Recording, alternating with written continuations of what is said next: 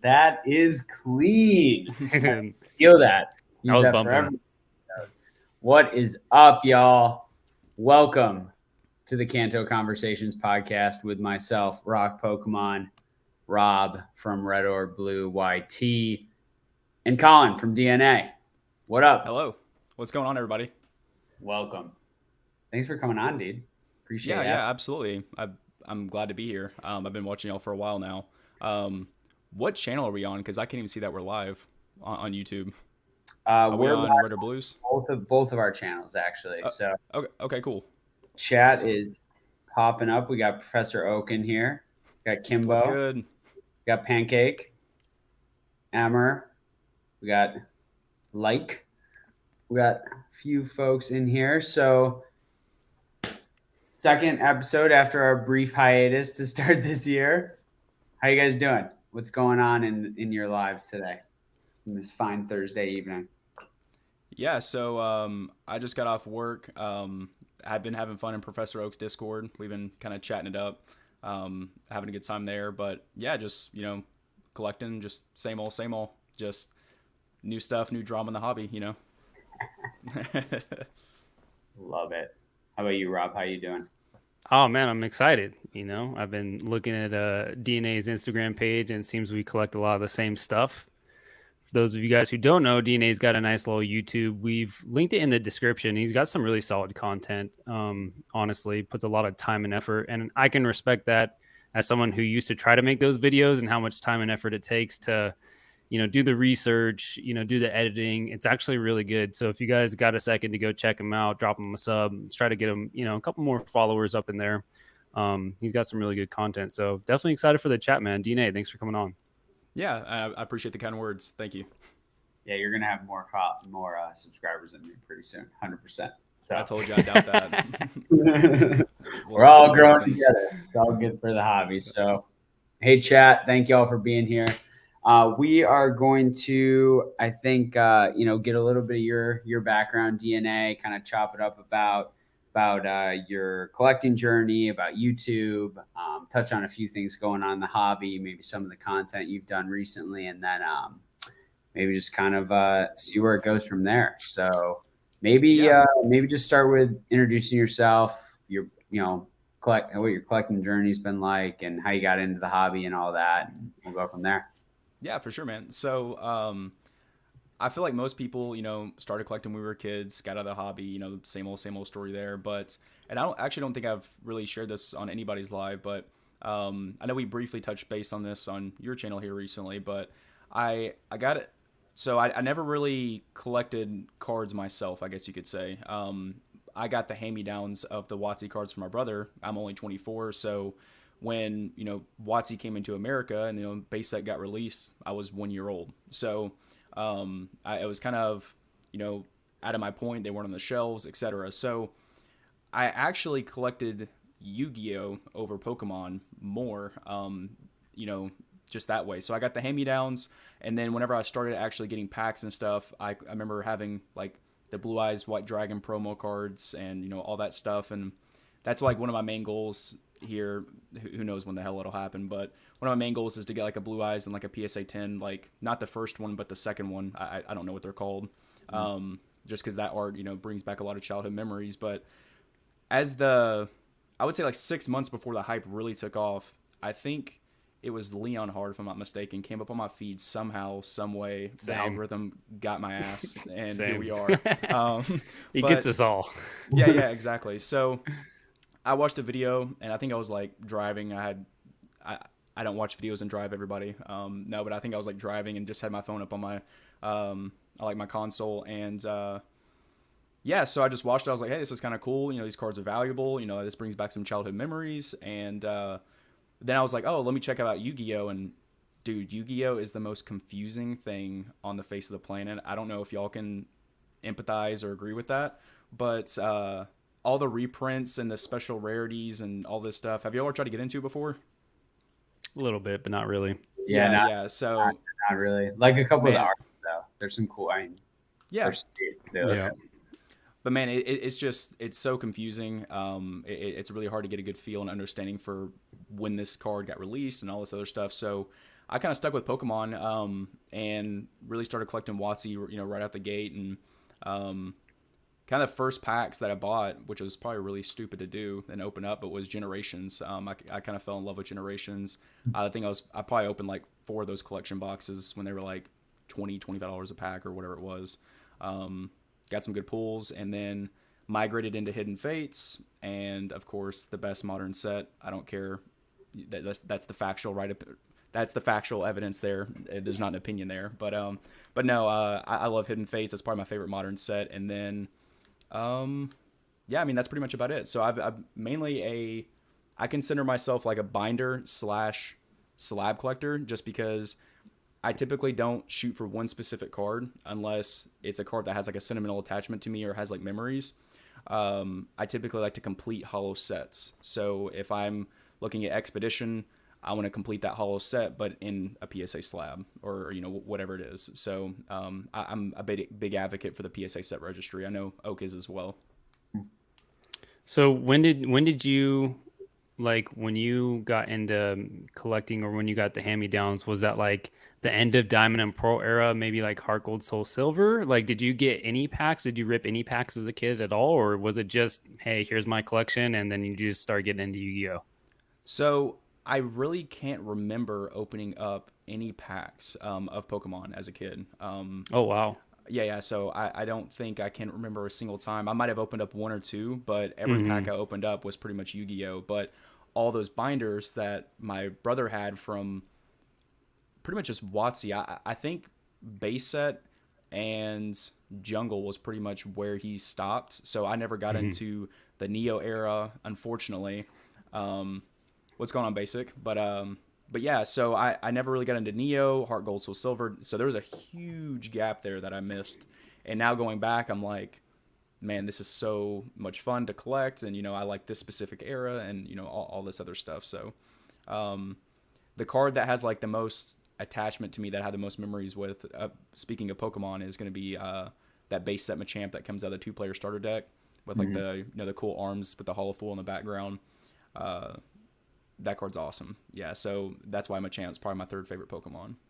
Nice. Also one of my favorite Pokemon, mostly because of body building, but that's awesome. That new alt art is kick ass. Man, so good. It's so good. I haven't opened enough to pull it, but maybe I'll just buy a couple of them someday. So I've actually opened Yu-Gi-Oh packs. Do you so you have some memories of doing that? Like how are those like packs structured? Are they like kind of the same as WotC Pokemon packs? Like one every 3 would have a hit? Like, so it's been so long, I don't really remember, and I want to do some research. And actually, the last month I've been kind of like doing like little tidbits of research here and there. But there's I think the 2-player starter Kaiba deck or something like that is the one that I had as a kid. That's like stupid expensive now. It's like several thousands of dollars. Jeez. Yeah, but I would love to have that Blue Eyes White Dragon in a PSA 10. And if I'm speaking correctly here, it's not like the crazy expensive one. I think it's like not the first edition. No, yeah, that one's it's like way out of my ballpark. Beta, right? Like kind of. Yeah, but I think it's like $500 to $1,000. It's not the first edition. It's not that first original art. It's the second one where he's like kind of tilted sideways. That's the one that I have the memories of as a kid. So nice. I don't really remember cracking too many packs. I just remember being in Target one time, and my mom bought me that deck, and going back to Target the next time, and I was like, Mom, we have to get it. It's got a Blue Eyes White Dragon, and she just told me no and wouldn't let me get it. So that's like one of my memories. Yeah, that's hilarious. I got told no about buying shiny cardboard. I just remember like Yu-Gi-Oh would come on TV, and I'd be like, it's not Pokemon or Digimon, I'm out. And I would just turn it off. And in retrospect, I wish I had watched it, because there is like really, really cool cards. And it just seems like a wild, like, I mean, it's a show around a card game. Like how, like, it makes so much sense. So I wish honestly, and this is a hot take on a Pokemon channel, so I hope I don't get murdered in the comment section for people watching later on or in the chat. But I think Yu-Gi-Oh is way better of an anime than Pokemon. I've probably watched the anime series like 3 times. I think it's such a good show. It's a good show, and I never learned how to play the Pokemon card game, but man, I played so much Yu-Gi-Oh in middle school. Like it was so much fun, man. But for whatever reason, I don't collect the cards. Like it doesn't. I don't have that passion for them. You know, there's just something about it that doesn't draw me in like Pokemon does. But I did Yeah. see that post on IG about the red eyes, and that was always my jam because everybody was Okay. always blue eyes, but you know, Joey and red eyes, like that was always my favorite, you know. So that's a nice looking slab, man. Yeah, no, for sure. And then that's awesome that you can kind of relate, to the Yu-Gi-Oh. The thing that deters me away from collecting those packs is all the reprints. The fact that I can go to Walmart, because I've actually done this before. I bought a couple blisters, and you can still buy LOB on the shelves. Yeah, it's a cool thing, but like, it kind of, I don't know. It makes things super confusing because it's like, is this card actually from when I was a kid, or was it on the Walmart shelf 6 months ago? You know what I mean? So and how many of them are printed? It makes, although none of us can really calculate population of these cards because none of us know the exact print runs, but it's like, how many of these are actually printed? Should I be paying this much? It just kind of adds a different level of, intricacy when it comes to these things. Funny. Basic so funny. No, I would encourage you, and this will go into like kind of asking you about like your whole like kind of journey into becoming a content creator. Like I would encourage you to embrace that, right? Like one of the bigger mistakes I made out of the gate was that I stayed so focused on Pokemon with my content because that was like what was hot and that's where I was starting. But I like collect so many other things and love so many other things, right? So now that Weiss is more popular, you're seeing a lot of people, including myself, share their Weiss collections. Like, don't be afraid to like put Yu-Gi-Oh stuff out there because it's cool. Like Yeah. a lot of people like that stuff. So, but yeah, how did you decide to like get into like content creation, Instagram, YouTube, all that stuff? What's that been like? So I've heard you specifically use this phrase before, and I'm gonna reuse it. When I decided to come out of the closet about my Pokemon interests, I don't know, man. It just got to the point to where I was like, I kind of felt embarrassed about it, and I'm sure a lot of us can relate to that. Like, I don't want people still to this day knowing, people who I work with that, I do this for fun just because, I don't know how they're going to perceive that. But yeah, I just kind of got to the point to where I was like, I really want to talk to a lot of these guides, that I watch and that, I kind of want to have that next step to the collection journey just because you really can't grow and you can't learn as a collector, in my opinion, unless you're heavily engaged in the hobby and, you're doing things alongside like, other people are. I mean, obviously there's different methods and stuff like that, but I feel like it makes it a lot easier because if I hadn't gone to the Leon Hart pop-up shop, I wouldn't have met you, and I wouldn't have met Rob. So here we are now talking and chatting it up, and kind of learning about each other. And who knows, we may make content together later on, or we might just kind of just get to know each other and learn a lot of cool things. So what really got me into it though was just kind of. I was really embarrassed about it. That's why like my first like 4 videos I don't show my face. And then I was like, I have like 27 views on these videos. And I think it was Oak. Oak was just like the only person commenting. He was like, dude, those cards are cool. And I was like, well, if some people think these cards are cool and this is well perceived, I might as well just show my face. So I kind of came out and did that. That's what's up, man. I have like a similar journey. I was just obsessed about Pokemon, man. Like when Leonhardt sucked me in with his showing up on my YouTube feed as well, and I like got back into it, and I instantly went to Walmart and just started ripping packs, and I got really into the data side of things and the economics and looking at every single set, every single card, what are prices going for, having a huge spreadsheet, all that stuff. I just loved it. I was just so involved in everything, and I really just wanted to like take my passion for this stuff to the next level. And I'm like, man, like, I don't really know what I want to make a channel about, but I want to connect with other people. And it just seemed like a good way to kind of put myself out there. And I'm the same way. Like I met Connor through my channel. I was like doing like a sales video or something and selling Gym Challenge pack that I ended up selling to him and then buying back from him later on when he did like a birthday break, and he's like, hey, I'm going to sell some vintage packs. So like, dude, let's crack a Gym Challenge pack. And it's just like those connections. Like I really wanted to like engage with other people and meet new people. And like you said, there's many different ways to do that. YouTube is not the only way to do that. But for me, there was just something inside that was calling me for sure, you know. And Rocks, Yeah. I mean, that guy's got a freaking brain of I don't even know what to compare that to, of a Machamp, I guess you could say, you know. So I just got numbers in my head, man. It's all good. he's got lots of experience to share. You know, me, I was just winging it. I'm like, I don't know what I want to do, but I'm gonna do it. Yeah. Oh man, I just wanted to. I was writing a finance blog, and I kind of got bored of writing. Like I'm candid. Like I'm pretty good at writing. Like I'm probably better at writing than public speaking. I really like writing, and I just kind of got a little bored of it.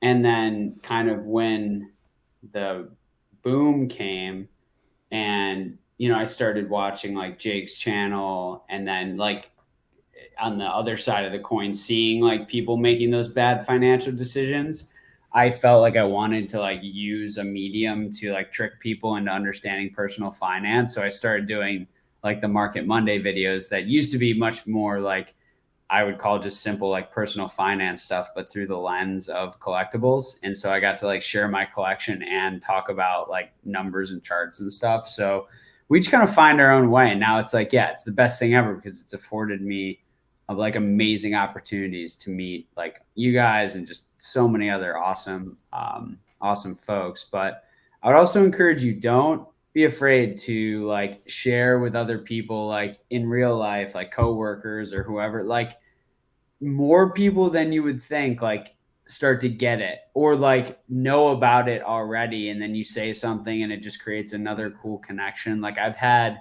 some really weird stuff, like really cool stuff, serendipitous for my life happen because of just like telling people that I work with or know. Totally agree. That I like Pokemon, Yeah. so or that I collect this stuff. No, and I do to like a current or to a certain extent, but there's just like specific people, like obviously like my higher up, like my VP of the company and stuff like that. I'm not gonna like be on the phone with her and be like, hey, do you hear about this Charizard? No, but like some of my coworkers know about it, and like what's really cool in my opinion is like there's a guy that I hang out with, semi often. He's pretty cool, and he's really big into collecting shoes. That's like his thing. Mm-hmm. And I personally have like 3 pairs of shoes. They're Nikes. I literally have like, how you can like rebuy stuff like on Amazon or like certain websites. Mm-hmm. Typically like on these other websites, I'll like reorder these shoes like every 4 months because they're white shoes. So I just like wear the same stuff. But he's kind of like, like, hey, this is really cool. And then we'll talk about Pokemon, all this other stuff. So it's kind of cool to like cross interact with people who are interested in other collectibles, even though you don't share that same interest for that specific, niche. You can kind of like understand and appreciate it more just because you have your own thing. Dude, I walked into a meeting with a potential investor in my company recently, and he had just built a brand new, like this gorgeous house, like made this whole different floor plan. He lives on the East Coast of Florida, like in the Miami area. And he started talking about how just out of the blue, how he had been a lifelong collector and how he paid for all of the furniture in their new house with Jordan rookies. So like, you never know what kind of connection you can make, because there's so many people who are like closet collectors out there, especially a lot of people that have been, I would say, like kind of like successful in business or specifically finance, because a lot of them, like there's a lot of art collectors and coin collectors, like numismatics in that area of like the world, that it's wild how many more people than you think are kind of like touching it. And then you just throw a slab on your desk and then just see what people say. And then you start talking about, it's funny, right? Because you can like talk about like the money or like the value side of it, right? Like, hey, I bought this thing for like $5 and now it's worth $500. Or you can talk like much more about like the collecting passion side, like depending who, you start engaging with. So it's fun to kind of put it out there in the real world and just like talk to random people about it. I went to a minor league hockey game this week and like did a cash deal for slabs at the game, and I'm like, this is hilarious. Like this is like what the world is now. It's like, but dude, that's cool, man. That's what are like your goals for the channel, or like what do you hope to get out of content creating? What do you hope to see your channel go? Like, what are some of your like short and long term goals?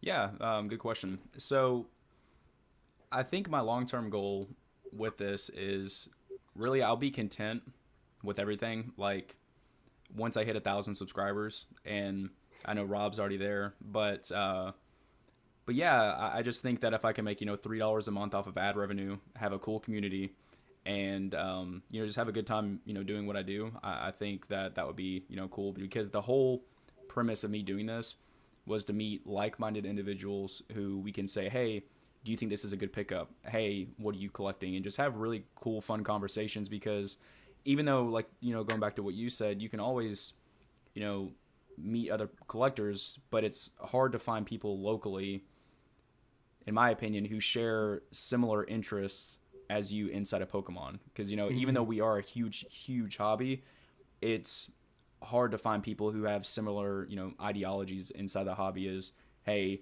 I want to collect this whole entire set in a CGC 9 or a PSA 10 or whatever it is, and then be a binder collector or whatever it is, and not have any, understanding of what you're trying to accomplish. So that's my main goal with all this. That's awesome, man. And That's if it what it's takes all off further than that, then, that's fun. That's awesome. It's cool. It just kind of, going back to what we were talking about earlier, a little bit, before the stream, is like, once it gets to a point to where I start getting a lot of hateful comments, I think that's where I want to stop, because like I just want people who are like truly engaged and enjoy my content. Yeah. That's how you know you made it, man, when you start to get Yeah. those comments. Because at first, when you're small, I think most people that are watching are going to be really supportive. You're going to find your core group of people, and then when you start to get a little bit of exposure, like you'll start to see, like, you cast that wider net, and you're bound to catch a few D bags here and there. So it's a good sign. Do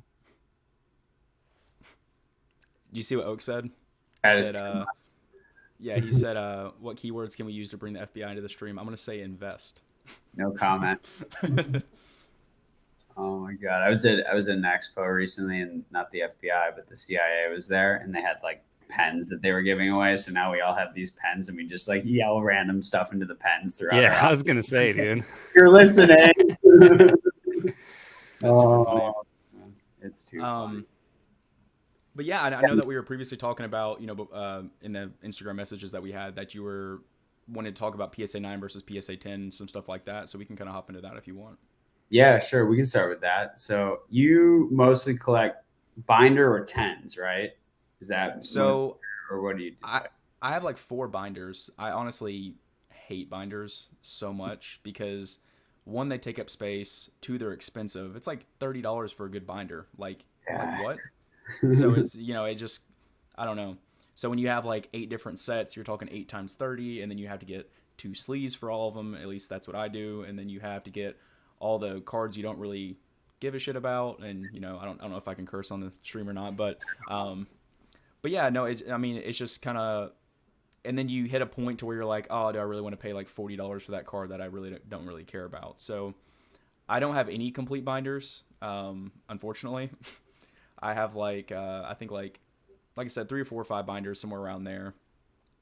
And then I just need like 6 or 7 cards, I think, to complete all of them. So it's just kind of getting over that hump to where I'm like, hey, do I really want to spend $1,000 to complete all these binders when I really don't care about these cards? Yeah, that's why I don't like anything. Like, I don't complete hollow binders anymore. Like, if I'm gonna own like a vintage hollow card, it's gonna be in a slab, because I just don't. I don't know. It's hard for me to pay a certain price for a raw card that I know is like beat to hell on the back, just to put it in the binder to complete the set. It can be hard. And that's another thing is, my binders have to be, like, in my opinion, like a near mint to mint or better. So when you also kind of get into that, it just makes things, even more expensive, and then just going from there. So, and plus, like, you probably couldn't pay me to like collect like 2 binders worth of Fusion Strike. Like, I could not. Oh no, not modern. Like, no, 500 and something cards. So like I have Vivid Voltage and Battle Styles almost complete, because that's like the sets that like that like got me. That's like when I really started getting like really serious into it. I had some stuff. That's like my first 2 binders I got really serious about, but I mainly just collect slabs. I view the PSA set registry as my binder. That's kind of the way that I do it, and I'll typically go in and collect like the holo sets. So I'm currently working on E Series 1 or Japanese Expedition, One from the Sea First Edition, and then Gym 2. That's like the 2 big ones that I'm working on right now. That's my main awesome, focus dude. is One from the Sea. Yeah, baby. Rob just picked up a card that I desperately need, and I'm super jealous.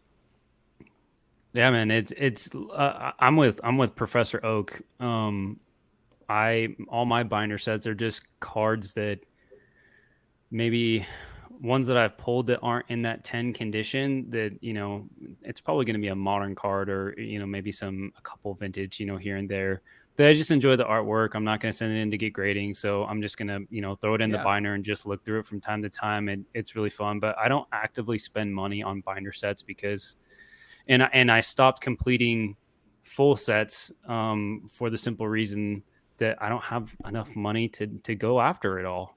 There's so many different sets in Pokemon and different types of cards, styles of cards, that even just 1 or 2 cards from those sets are thousands of dollars. And it's like, I've really had to like hone in on my collection to say, okay, for gold stars, I don't feel the need to complete every gold star. I just want to collect the gold stars that I really love in PSA 10. And same with the crystals. I'm going to go for majority of the crystals because I like them all except for the Seadra or Kingdra or whatever it is. I don't really care for that crystal too much. So like I'll collect the crystals that I want to collect in PSA 10, and then I'll just kind of move on, because to me, like, if I don't get that feeling of looking at a card and being absolutely enamored by it, like, I don't want to spend money on it. And so having like, an Expedition Kingler to complete my set, do I really want to spend $200 on that? Like, for me, I did it at first, and if you love completing sets, awesome. But I've just really had to like hone in on that stuff. That's how I'm going about my collecting lately. That guy. Yeah. just to spite me. He's like, hey. Yeah, that's like, so I'm still like working on my 96 Bandai set, and I'm like, for gosh sakes, like, the map cards have gotten so out of control in that set that I'm like, at some point I think I'm like, why? Like, because I'm not that OCD about like completionism. I'm like, I think I could let the extra cards like go and not worry about it, right? Or like maybe get them raw, beat to hell, super, if I can find something on buy like cheap or something, which is probably not going to happen. But there's some things you have to realize now in the hobby, and I think this is what I'm realizing more and more with kind of like my collecting goals and where I want to go, that there's some things I just got to let go of because the money just doesn't make sense. Like, there's so much more I can do in this world. Like, I could take an entire vacation to like Japan with like a couple, like with like a pair of cards, like, it's just kind of that, like, what, again, to kind of your idea, what really lights your soul up and what makes you like truly happy. And only a few cards, I think, like, when it really comes down to it, probably like totally elicit that pure feeling where it's like I wouldn't want to get rid of them, where they have very deep memories associated with them, right? Like a card I had from when I was a kid, or a card I pulled, or I was at an event or whatever. So I think that's what's hard, is like, it's like you just got to kind of let go, like, unless I can trade and consolidate or sell enough volume. And even then, it's like, sometimes it's nice to be able to pull money out of this hobby after, things have gone nutso. It's like, how do you continuing to collect when you have, I think it's like, I feel like, I don't know. I feel like in some ways, for like the most casual collector who's like entering today, it's almost like easier because they could just walk into Target and open something and start collecting, versus like when you know so much about the history, all these wicked cool Japanese promos, you have so many things that you've wanted for so long, but like couldn't buy all of it before the market exploded. Like, what do you do now, right? And I think that's one of the hardest things. Yeah. Man, it's tough because I mean, it's just like a credit card, debit card, whatever. It's so I've sold several things on Facebook Marketplace. I think that that's a great place to start off and then tip into eBay personally, just because you get cash, you don't have to sit around, wait for, you don't get hit with fees and all this other stuff. And if you're selling like super high end items, it's kind of just like selling anything on Craigslist or Facebook or whatever. You have to be kind of cautious about that just because you are bringing something expensive, but yeah, no, I just think that once you actually have the cash in your hand and you look at that collectible and it's like, I really don't think that that was worth that. You know what I mean? So it's kind of time value money, just like anything, or going to that trip in Japan or somewhere in Asia or wherever. It's kind of like when you have that perspective on it before you buy something, it makes things a lot different inside of the hobby. And that's why I don't complete those binders, because $1,000 to complete the binders when I could have $1,000 and have $1,000. You know what I mean? Even though it's not a ton of money in today's market, it's still, you can do other things in the hobby with it, or you can go have fun, or whatever. Yeah, or put it into like an actual investment, or especially right now, there's a lot of good buy yeah, opportunities. like there's I think for someone like me, it's always hard because I have a lot of my net worth tied up in traditional investments as well as like digital assets, so like crypto. So when I look at like how things happen in the market, I'm like, no, I want even more pain. But for the average person, like just like, not investment advice, but like buying continuously, especially in times like this, like is a great way to like create wealth for yourself in the long term. And I think that's what's funny. I've been thinking about it a lot more. I'm like, there's kind of like few things in the hobby I want to buy right now with fresh cash from outside the hobby versus all of these other opportunities that I'm seeing like everywhere else to like own really great companies that I love, or invest in projects that I really believe in, stuff like that. So it Yeah, makes it even harder now. for sure. And it's kind of funny how crypto and Pokemon go hand in hand, because that's also the Very things tight that really like. Say what? very tight correlations. You Oh see yeah, markets move similarly. because I think that's what really got me into it. Was I was in like a Telegram. I don't know if y'all ever use Telegram, but I was talking about crypto or something like that, a while back, and someone was like, "I just traded this much crypto for this card and like all this other stuff," and I was like, "Man, this is pretty crazy."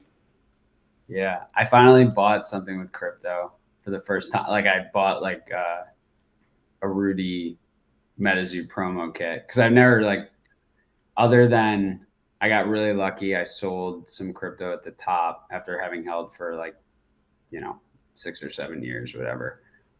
But I had never, other than that, gotten rid of any. And I finally used them to buy something. And I was like, man, that was easy. Like Yeah, it's kind of cool.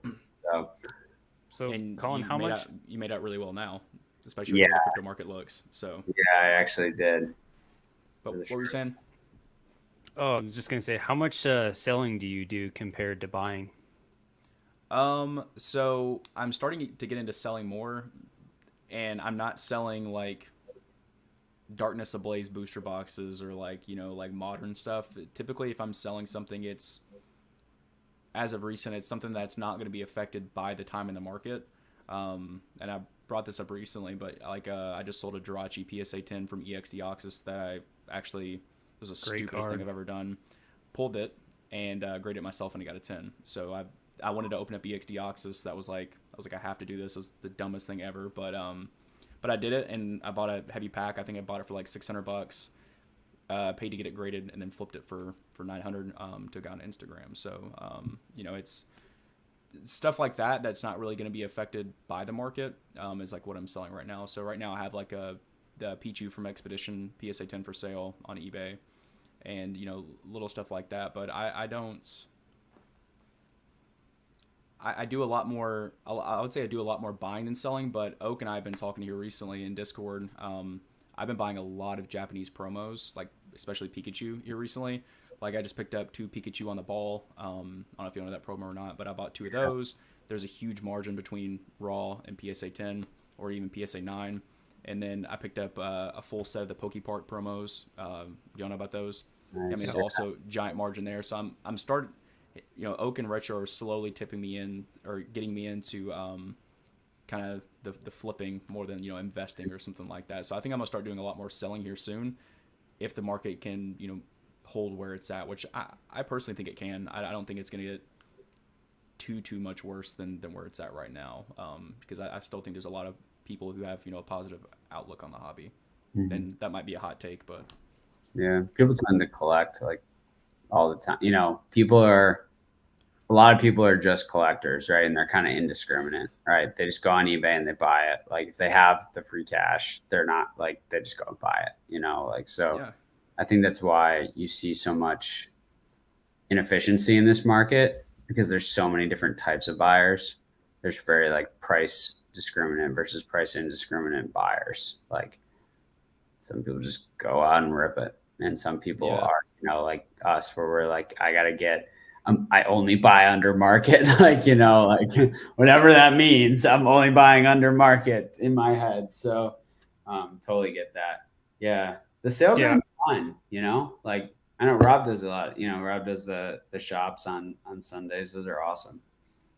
Yeah. I was just curious if you do a lot of, as you would say, flipping, or if you bought collection pieces earlier on and then realized, hey, my collection goals are shifting. I'm going to go ahead and sell these to fund more collection goals. I was just kind of curious of, Yeah. And it sounds like you're kind of getting into a little bit of both sides of the coin. So my main goal with flipping these things is to just honestly put it back into the hobby. Yeah. Because I know I've talked about this card. Sorry if y'all have heard me mention this like 4 times now, but I'm selling things, flipping things. So that's my goal, is because I really want to complete those crystals from Win from the Sea, and I can't make financial sense out of it just to take liquid cash or sell out an investment and go put it into that card. Because, dude, like $5,000-$6,000 for a Lugia PSA 10, that's the dumbest thing ever. So like I have to like somehow make it make sense to me, because you can do a lot in the hobby with that. So it's going to take a while before I can make it make sense, whether it be 6 months, a year, whatever, how like I can make it make sense in my head. But if I can just do little things here and there and, get to the point to where I feel really comfortable about completing that set, that's my main goal. And plus that card kicks ass. So that'd be super cool to have that. It's leaps and bounds better than the original one, than the Neo one. I mean, you think so? Yeah, I don't like. Oh, you're talking about the Neo Genesis one? Yeah, I don't. For sure. Yeah, 100%. I'm not a fan of that at all. Yeah.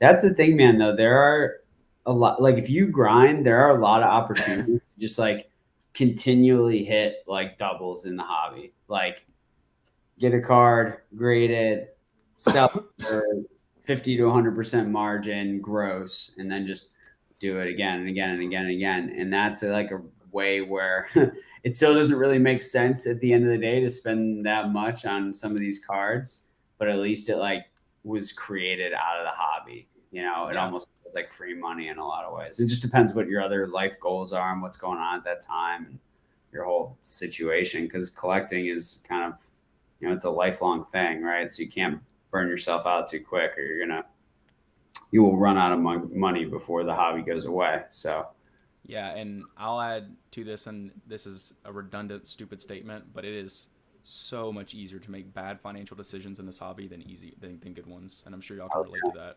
Yeah. So, and there's a lot of it out there. Yeah, and we've all made them. Yeah, we've all made them. Yeah.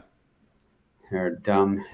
Probably more than I would like to admit, but first starting out. But as you become more educated and talk to people like y'all and whoever, kind of try to correct those. Yeah, there's ways to come back from it. Yeah, for sure. You shouldn't be playing in this hobby if it's going to destroy you anyway. But yeah, 100%. And it should be fun. It should be fun. Like, I had a blast doing it, and I'm not like ashamed to say those things or whatever it is. It's just looking back, I was like, damn, that was stupid. Why did I do that? Yeah, I mean, I lost $5K on a PSA 9 Charizard. I bought it at 10.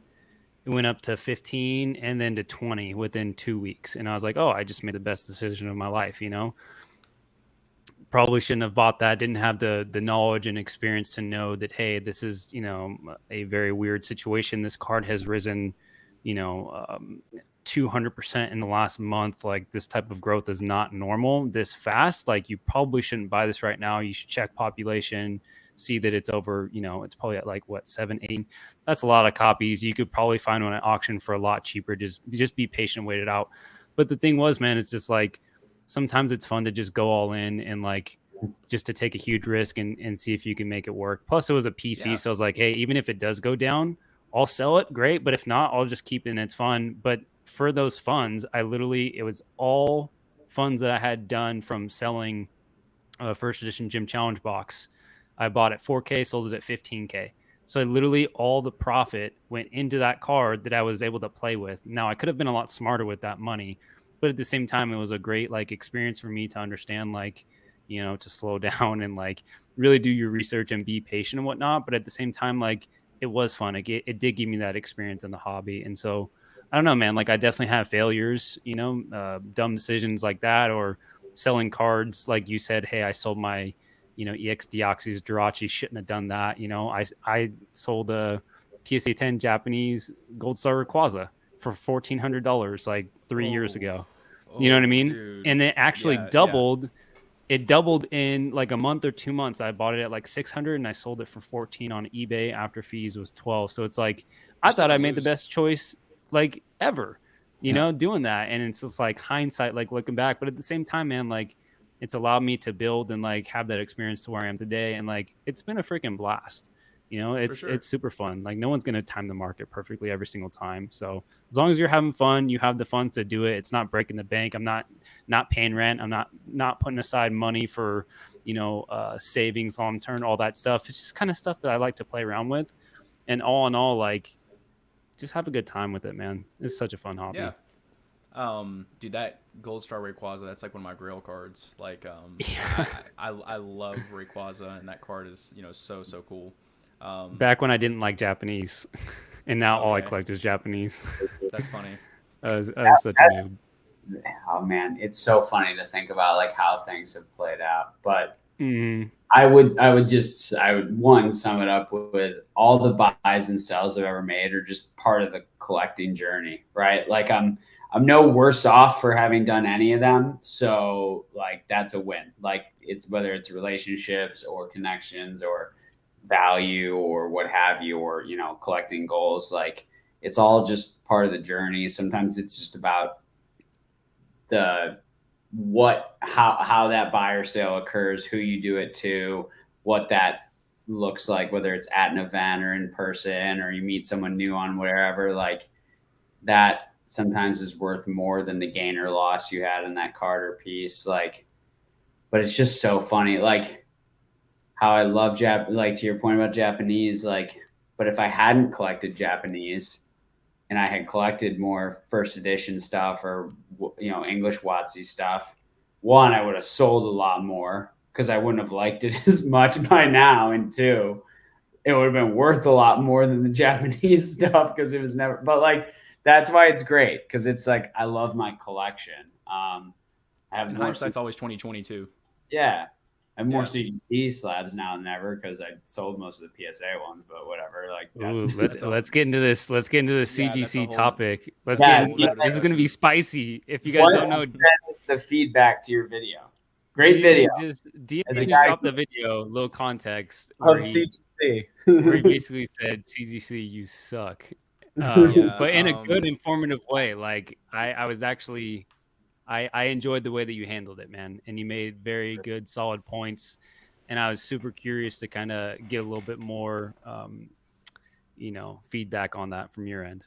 Yeah. I appreciate the kind words. Yeah, man. Like, so that video started out, and I didn't really go into a lot of depth. There were so many pieces that I cut out because that video was like 30 minutes long, and I don't want to have that long of a video. But that video originally started out with, hey, can you take a CGC 9.5 and can you flip it into a PSA 10 and make money?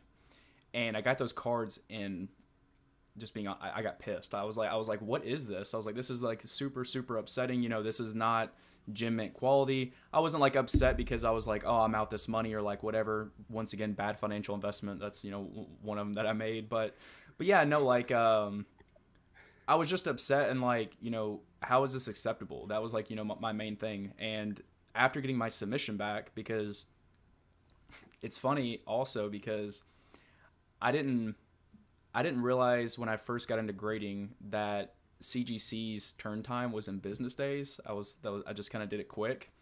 So I was like, oh, I don't want to grade with PSA before they shut down because everyone's talking about how it's taking a year or 12 months or 13 months, 14 months, 15 months, whatever it is. And it took me like 13, 14 months to get my CGC submission back. So I thought that was also kind of funny. Yeah.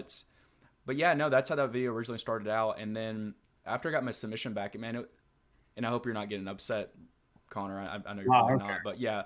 But it's like, let me just put it this way. He's I steaming. love the product. I like have no emotional attachment to any grading company. Like I could care less. So go for it. Yeah, and I know we previously talked about this, but I want to like them. Like I don't want a sports company at its finest to have that Pokemon connection or have that. Like I want to like somebody who says, hey, trading card guys, we have your back, but between the stolen cards and the inconsistent grading, not having a centering scale, I actually got a message from some guy who was who kicked me out a message on Instagram, and he was like, hey, look at this Charizard that I got graded. It got graded at, I think it was like an 8 or 8.5, but the centering got a 10, and the back centering was like, it wasn't even like 75-25. It was probably like 80-20. Like it was awful. Like so, the centering guard got a 10. So the change of the grading scale and all these different factors, there was a lot more that I wanted to mention, but yeah, I mean, I'm just personally not a fan, and obviously there's some bias in that video, and I kind of deterred from that fact. I was like, hey, I don't care who you grade with, which I really don't. Collect what best suits your collection, whether it be whatever company. That's awesome. It's just not for me personally. I just, especially with the pairing of PWCC, also not a fan of them. I will never buy anything from them, whether it's a good deal or not. That's another hot take, but yeah. What was it, a more recent submission where you think their standards had changed, or was this before where they were still very strict and you're just seeing inconsistencies? So I sent it off on, and this is also something that upset me that I didn't mention. I sent it off on April 22nd of 2020. Oh yeah. And I didn't get it back until early May, if I'm not mistaken. It was, or not early May, it was about the end of April. So it took right about a year. So I talked to customer service probably 4 times, and they have better customer service than BGS and PSA, no doubt, but it was still really difficult to get in touch with them and get an answer from somebody who, in my experience personally, that, could tell me what was going on, because they didn't check in or say that my submission was received for 3.5 months. So I was in limbo. I was like, did you guys, because it showed delivered 6 days later or 4 or 5 days later, but they didn't check it in and say it was received until 3 months after. So I was like calling, every couple weeks, every, month or so. And I was like, hey, where the hell are my cards? Like, do you guys have them? Did you lose them? Like, what happened? And they finally gave me an answer when they checked in as received. But before that, I couldn't find an answer. And, I'm not one to ever get upset with somebody on the phone because, they're not the person who did it. I'm not going to, ever get rude or anything like that. But I was just like, hey, can you please tell me what's going on? Can we try to get an answer for this? And nobody could tell me anything. So, I think it's gonna be really funny. Like maybe like 2 years from now ish, to kind of like look back on this period and see how these things start to sell out. I think the next 5 years of the whole grading phenomena is going to be amazingly interesting. I think my biggest thing is like, I think why CGC takes so much heat right now is because there's more eyes than ever and voices that can be heard on how grading companies are operating, largely because of the boom and because of social media. Because let me tell you, back in PSA have done some dumb stuff over the past multiple decades. So they're all sketch. They're all just imperfect people running imperfect businesses. Like, and I think they all have like their flaws and their pros and cons. For me, it just comes down to like product. So, but I I totally get it. Plus, they're so new too. You know, And CGC, ace grading, they're so new. So any little thing, it's like, oh, you're out. I'm not going with those guys anymore as compared to PSA BGS. We deal with a lot of more of their crap that they do. You know, they want to raise the prices. Okay, we'll still submit to them. They have a terrible online submission form. Okay, I'll figure out a way to do it. You know, because they have that brand and name and value behind it. Like you touched on DNA and in the video, that when I grade my cards with these guys, like one, it's probably going to fit into my collection, and two, the resale value, if I do want to do it, is a lot higher than it would at other companies. so, and I hate to be, I feel like I'm the only one talking here, but to Yeah. add to that is, you know, like I completely understand, and this is something I really wanted to put out there. This is another piece that got cut, but like they're a new company, right? You're talking about grading, what are they at, like 1.5, 1.7 million cards graded or something now, and correct me if I'm wrong here, but looking at their comic books, it's damn near impossible to get a 10, right? Yeah, Yeah. that's how comic book grading works. But yeah, Yeah. Okay. So that's not my realm whatsoever, but um, it seems like they almost applied that to card grading as well. That's the vibe that I got. Now, I wouldn't be upset with them because of the stolen cards or whatever, because they're still figuring out who they are as a company, just like I am right now figuring out who I am as a content creator. There's a lot of different, there's no telling how many changes they've made since they opened the doors to that business to now. There's no telling. But one thing you can't change, and I'm gonna get ripped apart for this because everyone says PSA pop control and how they changed their grading scale from the 2 million certs to now, and all this other stuff, is to have such a significant grading change that early on is just crazy to me. And how are those CGC 10s going to hold up over time is my big question here. Because if I can open up a VMAX Climax box and I can get 5 CGC 10s out of it if I submit all the cards that are in there, and I don't know if that's a realistic submission, but it seems like you're getting a lot of 10s. So if that's a realistic figure, are those cards actually worth that premium, or is the PSA 10 that came out of the same box, if it's of the same quality, why am I up paying for a CGC 10 at this point when it's not really worth it? And to add to that a little bit is, like I mentioned this previously with you, Connor, but I'm not personally going to pay for a CGC 10 or a BGS 10 or a BGS Black Label versus a PSA 10, because in my personal opinion, in PSA 9 to 10, even though there's a huge difference in price there, sometimes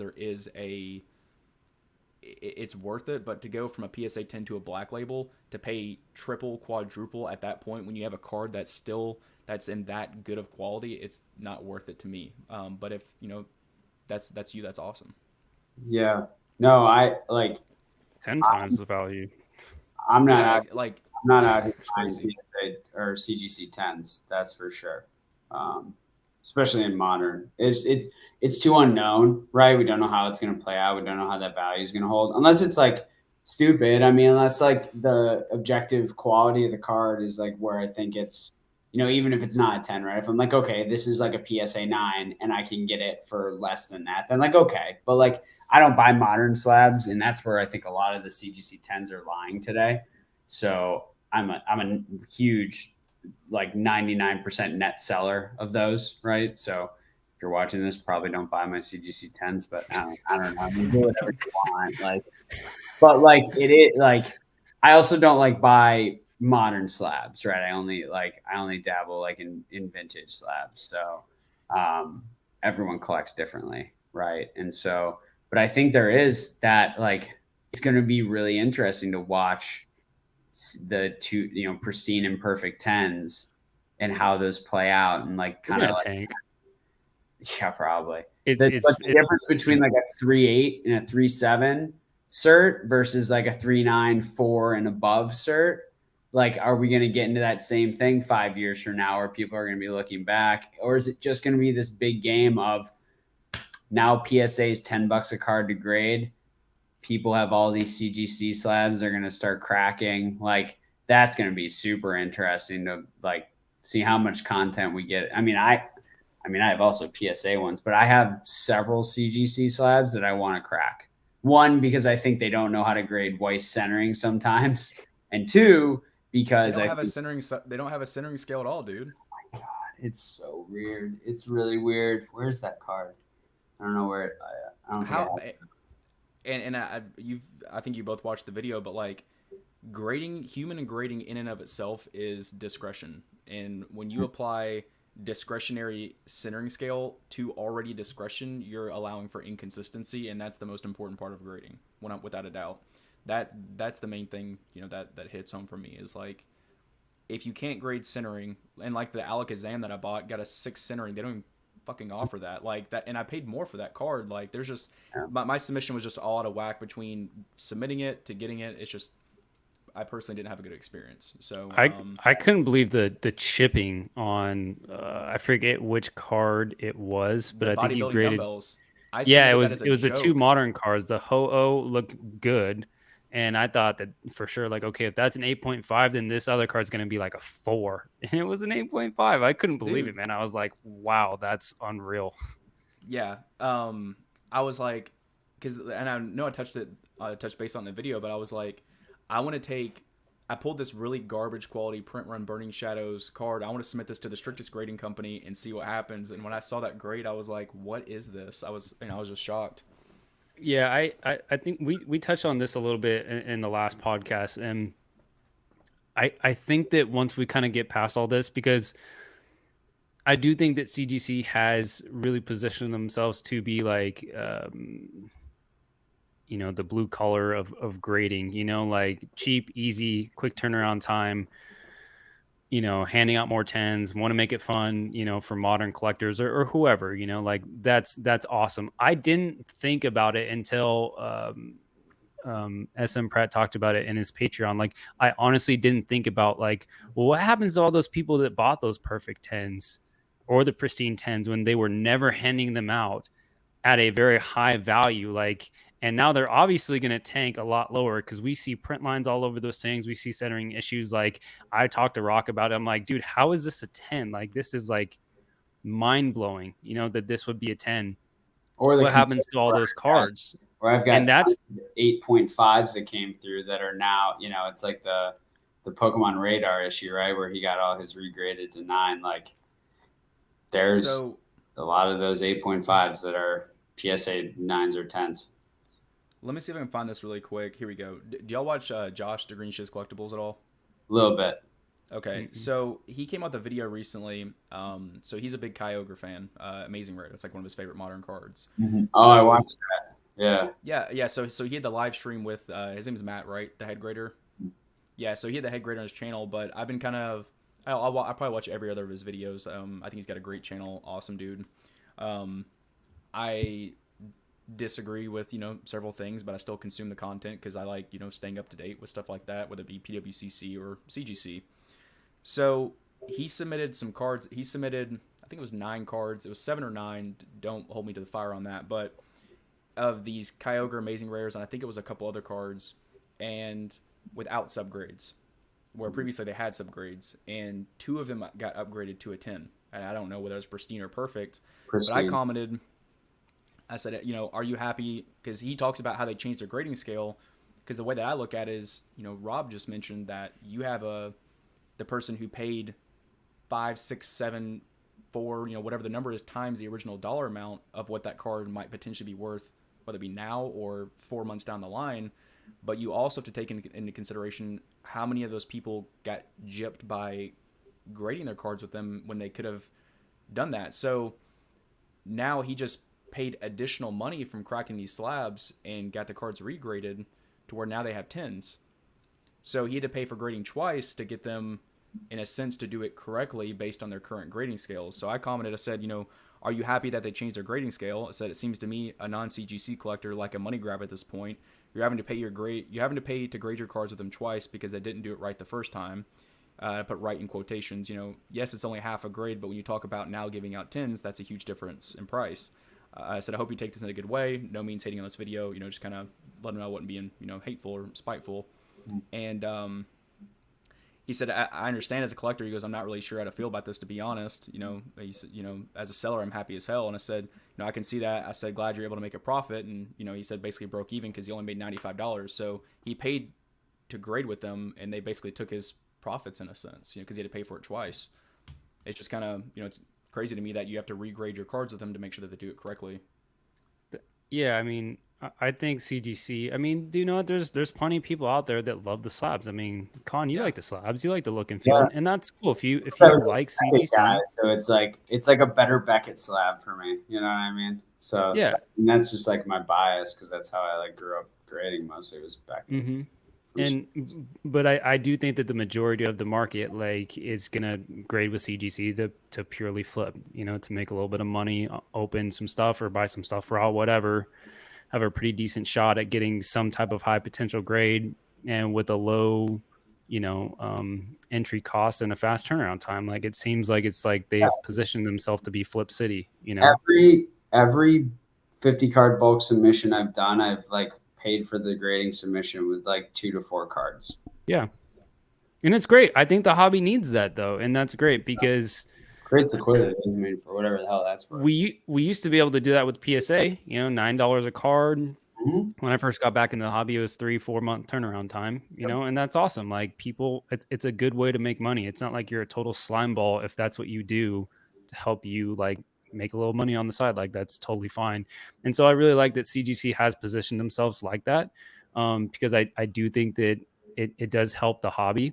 But it's just tough, man. I feel really bad. And I never thought about that because I just sold an amazing rare Japanese Celebi Perfect 10 back when it was really, really tough to got. And I've been sitting on it for, I don't know, probably 6 or 7 months. It was a really cool card. I'm like, man, this is kind of like a black label to me. Like it's so elusive, like a Perfect 10 CGC. Like there's never any of these on the market.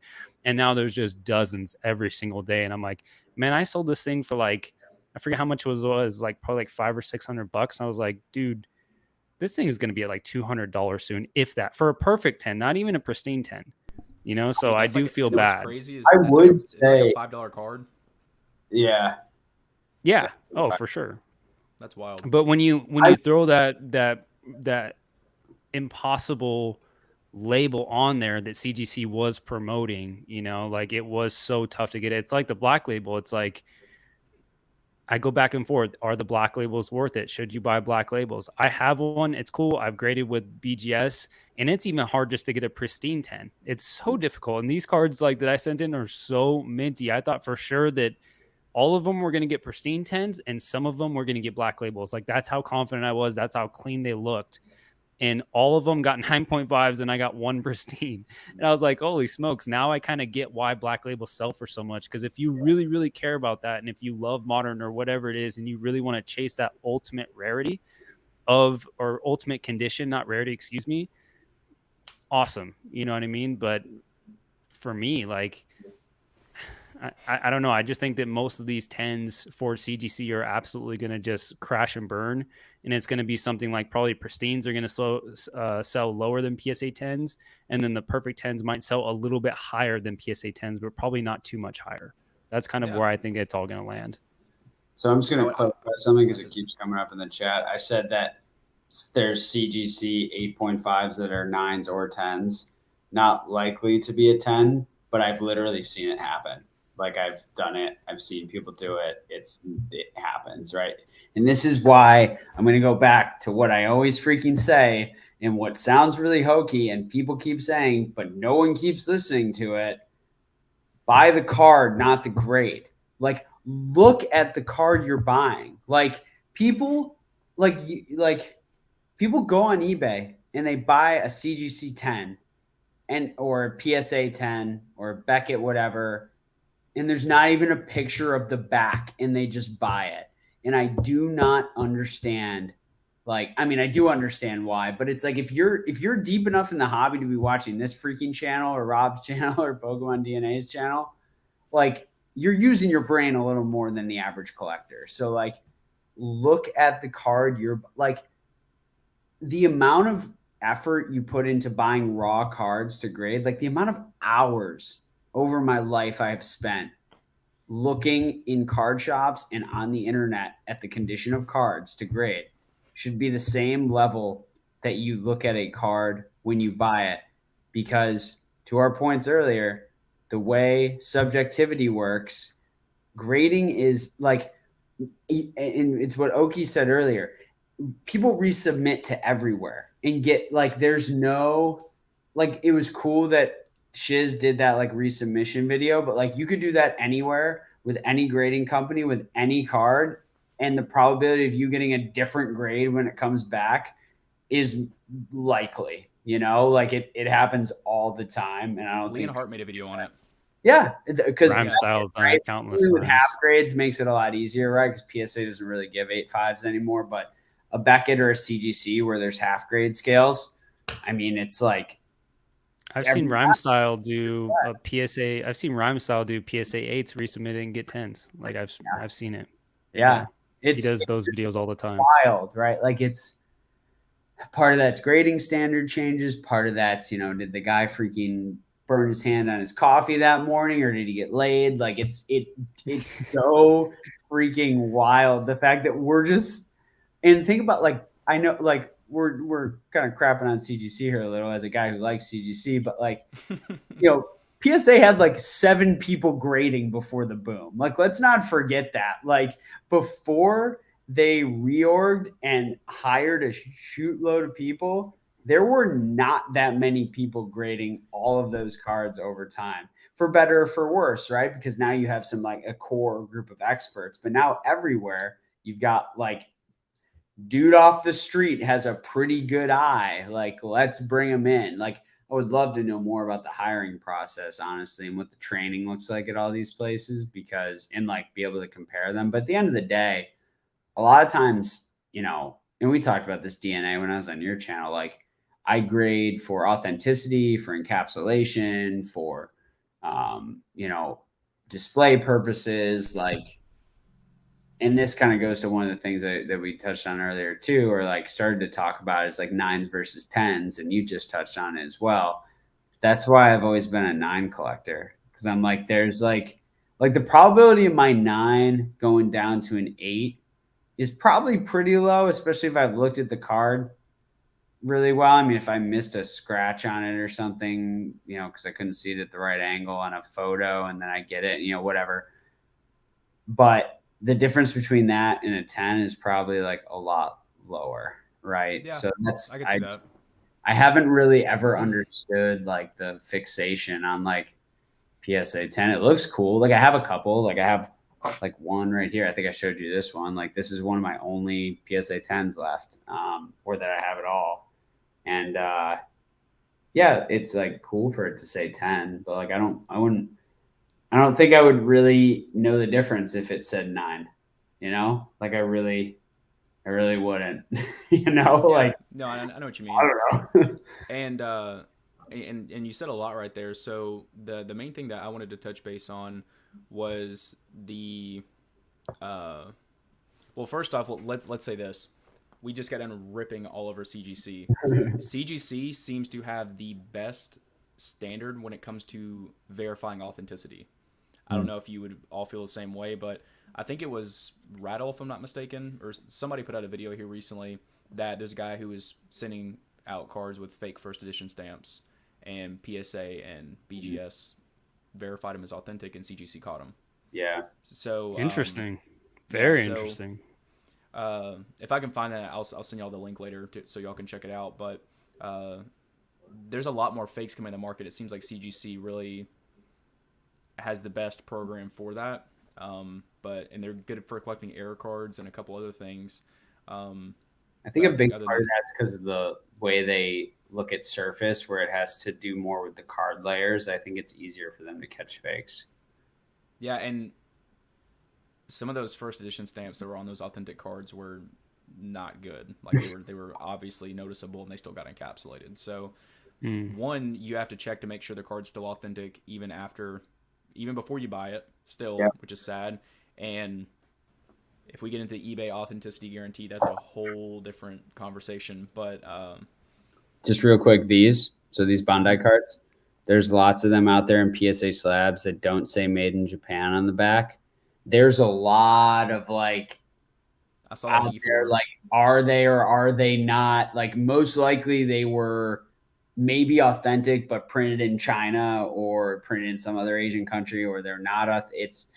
That's a whole like rabbit hole we could go down. But all to be said, yeah, it happens all the time, right? Stuff gets Yeah. graded. So I'm trying to remember. We've kind of diverted, so I'm trying to remember what we were talking about. I think it was the PSA 9 to PSA 10, Mm-hmm. and here's my true take on it.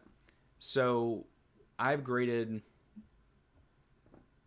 quite a few cards that I bought raw into PSA 10 and either sold them or kept them for my collection.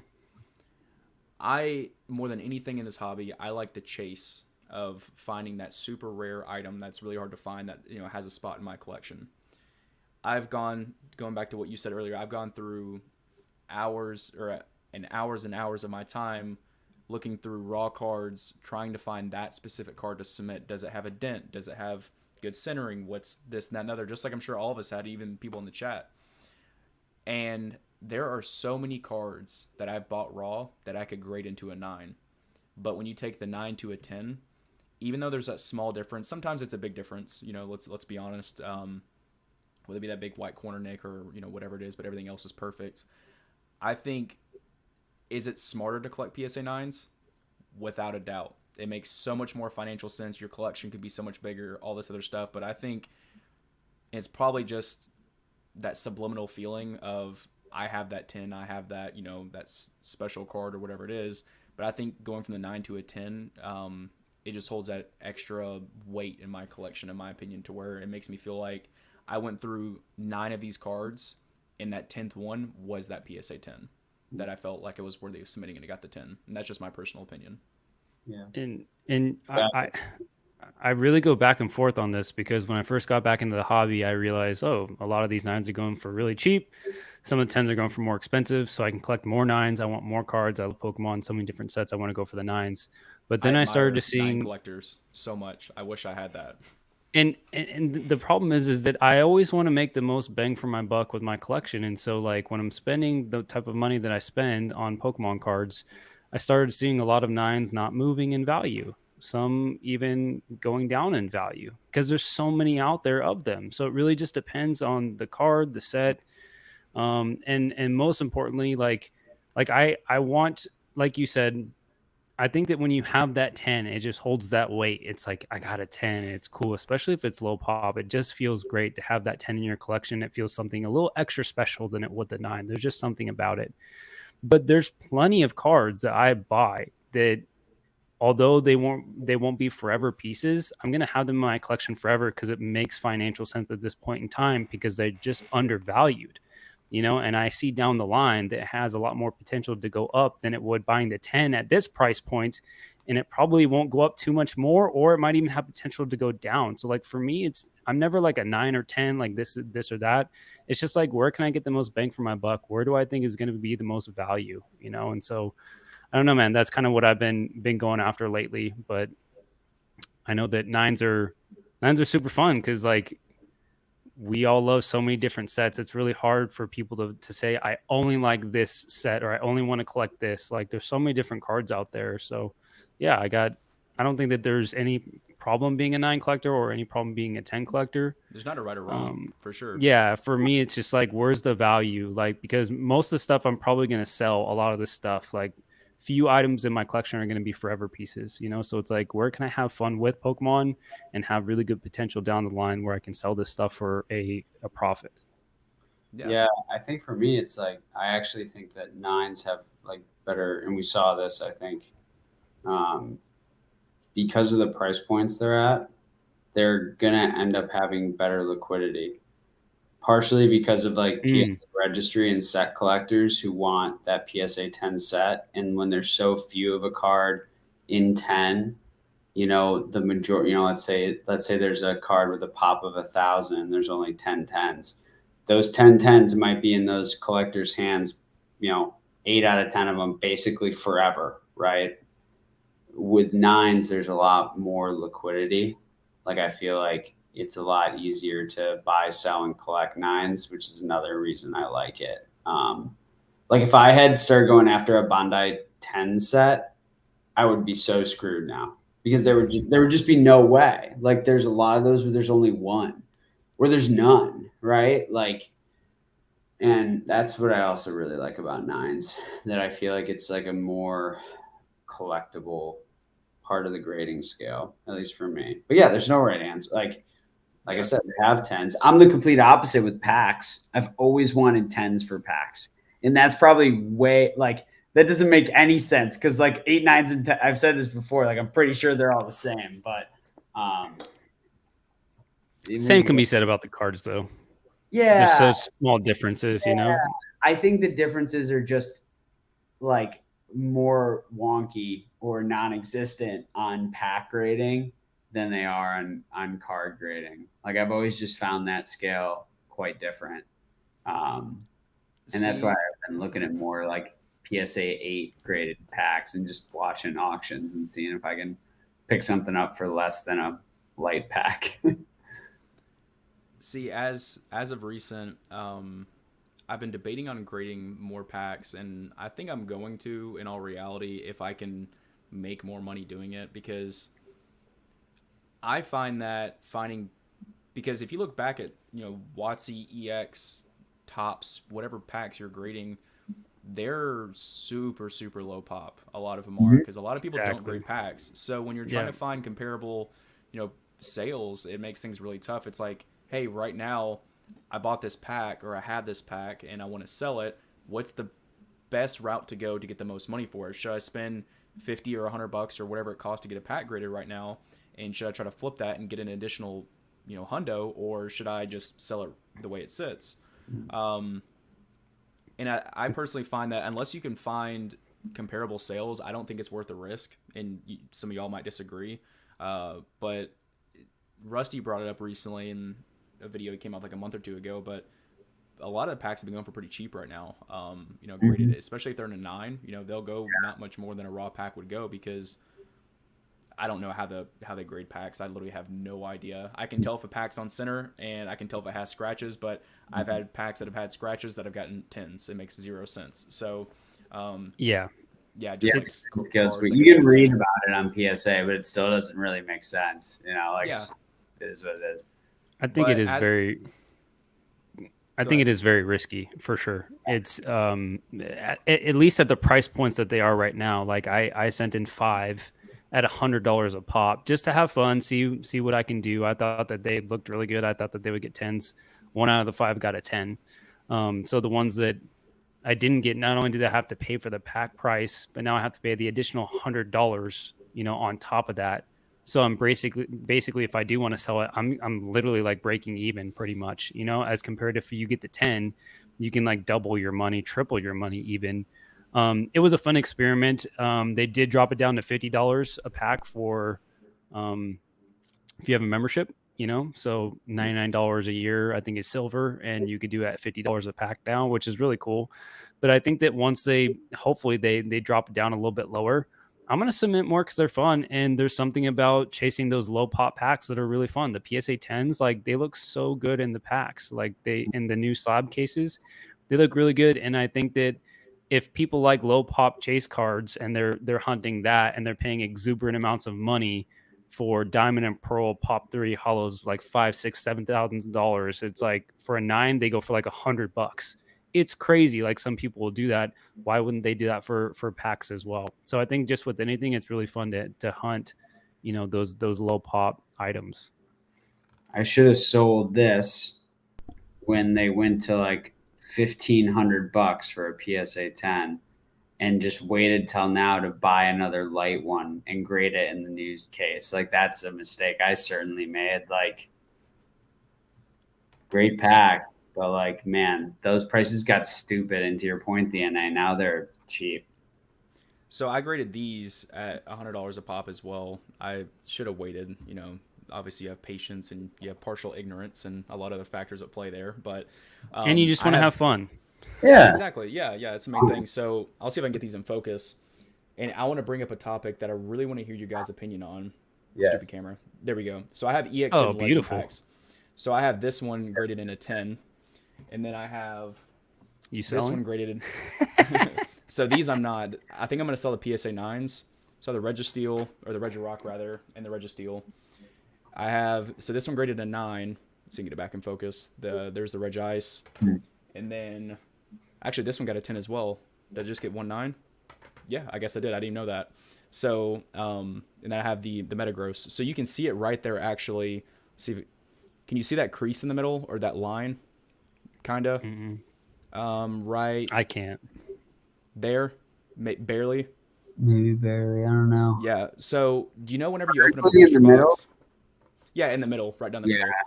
So you know when you crack a booster box, in Oak they were EX Hidden Legends. So let me get my camera back in focus. So there we go. All right. So you know when you open up a EX, or not EX Hidden Legends, but you open up a booster box in general, the packs that aren't on top, the ones that are below, they have the flap on the back. They have the big line across the middle. Right. So every single one of these, I think except one, has that line, and they got 10s. So the Metagross one's bad. Like I didn't think that was going to get a 10. I had no idea. This was mainly just an experiment to see how they graded packs. So Right. is that something they dock for? There's just so many questions I have. I don't know how they grade them. I'm the same way. I didn't know either. The packs I graded 3 jungle packs, and all 3 of them looked the exact same. They were so minty. They looked good, and 1 got a 10 and 2 got 9s. I'm the same way. So I don't collect booster packs at all. I collect blisters. I totally skipped over this, but I brought some stuff that I wanted to talk about. Like I have an EX Deoxys blister, and I want to talk about this Charizard. Is it signed? Yeah, so I brought it to the pop-up shop, and I had a bunch of content creators sign it. Oh, that's cool, man. I like that. Yeah, so I got like Jim at Pokemon, Pat Flynn, Charlie Herlocker, Rusty, Pokerev, and Ruxin to sign it. That's cool, dude. So, but yeah, so not worth bringing up now because we're way past the introduction and whatnot. But yeah, I mainly collect blisters. So I have like a fossil blister. I have a few more back there, like vintage blister packs. But to me, after this submission, pack grading just doesn't make sense for me unless I'm looking to flip something like a Neo Discovery or Neo Genesis or whatever would bring that extra premium. At least at these prices. For sure. If it's like $15-$20, right, all day. Yeah. Yeah. 25, and it made a lot more sense. Mm-hmm. Yeah. Yeah. I get it. They look good though. Yeah, they do. They sure do. And I don't understand why anyone would have collected. I guess I can kind of understand it, but the previous, the PSA pack slabs where they like crimp the packs, and man, that's such a shame. And that's like, well, I'm not gonna go back and get it, dude. Too long a day. I'm too tired. I'm getting too old. I got a Mysterious Mountains PSA 10, and the old one, how they folded it, and you can just reholder it, and they put it in the new slab, and it's straight up and down, and it looks great. Like you can't even tell it was in the old one at all. Jay Scottison actually did that for First Edition Gym Challenge Sabrina pack. I think it was Sabrina, and he put it in the new one. He got it for dirt cheap at auction. It was like $250 for a PSA 10 First Edition Gym Challenge, already graded in the old one, and he's just reholdering it, and it's like genius, And so I've been looking for stuff like that, and I ended up finding that one for relatively cheap, and I think that has like really good potential. So I'm definitely keeping my eye on those old ones because you can just reholder it, and they don't dock it or anything along those lines. I think that there's really good potential there. Oh, for sure. It's like what, like $30 to reholder it? I'm actually not sure the fee. I haven't looked into it. I think it's $30. And this might be a stupid question, but Connor, CGC doesn't grade booster packs yet, do they? Not yet. Yeah, I didn't think so. No packs and no like Bandai or Top Sun cards. Now they grade tops, which is cool. You said they're hopping into like VHS or something here pretty soon? They are. They're opening a VHS division, which that's interesting because that like kind of flashed in the pan, during like the pandemic, and I don't know whatever happened with that company or that whole phenomena, but I mean, I don't know. I guess it's kind of cool. I mean, it fits the MO, right? They grade everything, right? So why not, Yeah. I got a couple sealed VHS, but they're just like cool display pieces. So, That'd be kind of cool to So get like the original Mewtwo movie, you know, I've got the old VHS. I've got the first episode VHS. I don't know where it is, but I want to collect. I want to collect the Destiny Deoxys. Deoxys is my favorite Pokemon, so I think having the Destiny Deoxys movie, It's a great movie. it's, especially if you could find, and I haven't looked in this at all, but if you could find like some old like Japanese VHS tapes and grade those or whatever it is, I think that'd be super super cool. yeah, there's some really cool ones. I have the first Harry Potter movie in a sealed VHS. Like I would grade something like that, I guess. Like why not? If it's affordable, like and it's the same as like a protective case. That's how I looked at it with like packs when it used to be $25. I was like I could buy an acrylic case for it or I could get it authenticated, you know. Yeah. A no-brainer. And Yeah, do you collect any video games or like any like WADA or either of y'all? I have two now. I never did before. I bought one off eBay recently. It's one of the games I played the most as a kid that non-Pokemon, which is Final Fantasy Tactics Advance. It's like a more of a strategy turn-based game. Really like just played the crap out of it. And then I like part traded, part cashed for a Pokemon pinball. I remember we talked about that on my channel a little bit. Yeah. Yeah, and that's just I think that box art is just phenomenal. I don't know if both of them or either of them are like forever pieces. Like if you look on my eBay, they're both like listed at like, you know, that kind of that like that display thing where they're like listed at a really high absurd price that no one would ever pay, but it's just so people know I have them. Because I think of pieces like that sometimes as like trade bait, you know, like how can I get to a different collection goal with them? I mean, those guys are kind of in some hot water now. I think WADA is having some. Somebody mentioned it earlier in the chat that I don't know. They're getting sued Up enough, but For what? I have no idea. If they're still in here that put that comment, let us know. So Something about collectors manipulation or something like that. So I'm curious if people were, you know, there was like kinda that toting full them on their channel. right? Didn't that dude do like that hour long? I don't know if that was for VGA or WADA. It was like some. And I'm gonna step out super super quick. I'll be right back. Yeah, it's all good. Unacceptable, dude. Hey, what's up, Kenobi?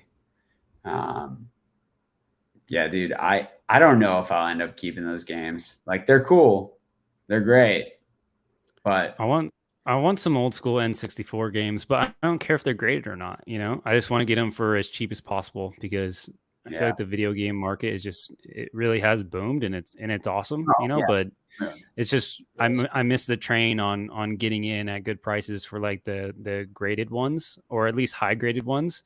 And honestly, I really don't care. That's like one of those things like for me that some people look at Pokemon. It's like I don't care what grade it is. I just want the actual card in a binder and it's just for nostalgic purposes. That's how I feel about video games. I don't look at them as investing vehicles whatsoever because it's too speculative. It's too risky. I have no idea what it's going to do, and I'm not going to put the time and effort into looking at it. I just love the way that those N64 old school boxes look like, and there's a couple games like Perfect Dark or Gauntlet Legends that just look so cool. Just spent hours playing that. All the Mario parties and Super Smash Bros are just too expensive, you know, but there's a couple ones out there that are super fun. And I just want to have it on display here in the back, you know, just something to look at. Even just getting like a CIB is pretty neat, you know, because then you can, it's like like I have yellow CIB, right? It's a really clean box. I have, what do I have? Harry Potter for Game Boy Color, and it like came with the promo card. So it's like cool to like have it CIB and be able to like see all the stuff inside and take it out and like maps and guides and like all that's like it just depends on the game and the era. But I think that's why like I think graded CIB games is stupid. I think it makes absolutely no sense. Like it doesn't make any sense to me at all. I just don't get it. I understand the sealed route, and I have some. Hello. Oh, this is a first. I'm so jealous because I wish I had a dog. That's awesome. Dude. I brought my fellow Houndoom. Oh, I love it. Come on. I'm so jealous. All right, he's That's being a weirdo. that's so cool. But yeah, CIB yellow is oh, and I have it Japanese as well, just because I don't know why not. Looks cool. So yeah, DNA. Are you have one graded game, right? Yeah, so I got that VGA 8.5 Japanese Pokemon Pinball, Yeah, yeah, yeah. and that was just kind of like a spur of the moment. I just saw it for sale, and it was like $200, I think, or something like that. And I was like, hey, that Yeah, looks pretty cool. That's yeah. not Because I was, bad. yeah, Yeah, because it's I was cool. looking at $100. Yeah. I was looking at a bunch of different cards or a bunch of different graded games, and I was like, man, these are just so expensive. I want to have like one in my collection. I thought the art was pretty cool, so I just picked it up.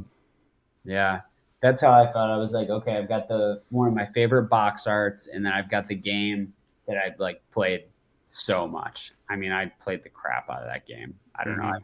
And I've never played any other Final Fantasy game ever. I don't know like anything about Final Fantasy. I just know that I played that game like more than I can even like fathom. So, um, it's I've so fun. actually I didn't tell you this, Connor. It's in my first video towards like the end, but I played the SpongeBob game as a kid on Game Boy Advance a lot. So I have that sealed, and I have the Spider-Man 1 and Spider-Man 2 on sealed from Game Boy Advance too. I played those a lot as a kid. Nice.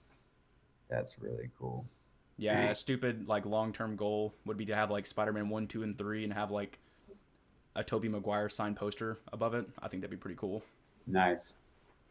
What do you think of speaking of that, what do you think of signatures in the hobby? Do you like collecting signatures or like the idea of Um, it by like the artists or I voice love actors, it. either one? I think it's cool. Man, I don't know if I would ever buy one. Just being honest, because they can get a lot more expensive, like a lot more expensive, Mm. especially if you have like Aritas or Komiya or whoever, But I think it's cool. I mean, I don't have like the frosted caribou, outlook on it where it's like, or I guess I do rather. I don't remember exactly what she said. I know she got in some heat for talking about that with Gary, and there's like a lot of drama behind that. Wait, wait, But no, wait. What happened? Well, because like so Gary was like the artist signature doesn't make the card worth anymore, and then like people got really mad about that. It was like about a year ago, right? Maybe yeah, I don't remember. Interesting. so Just wanted basically to be butthurt about things in the hobby. It's yeah, hilarious.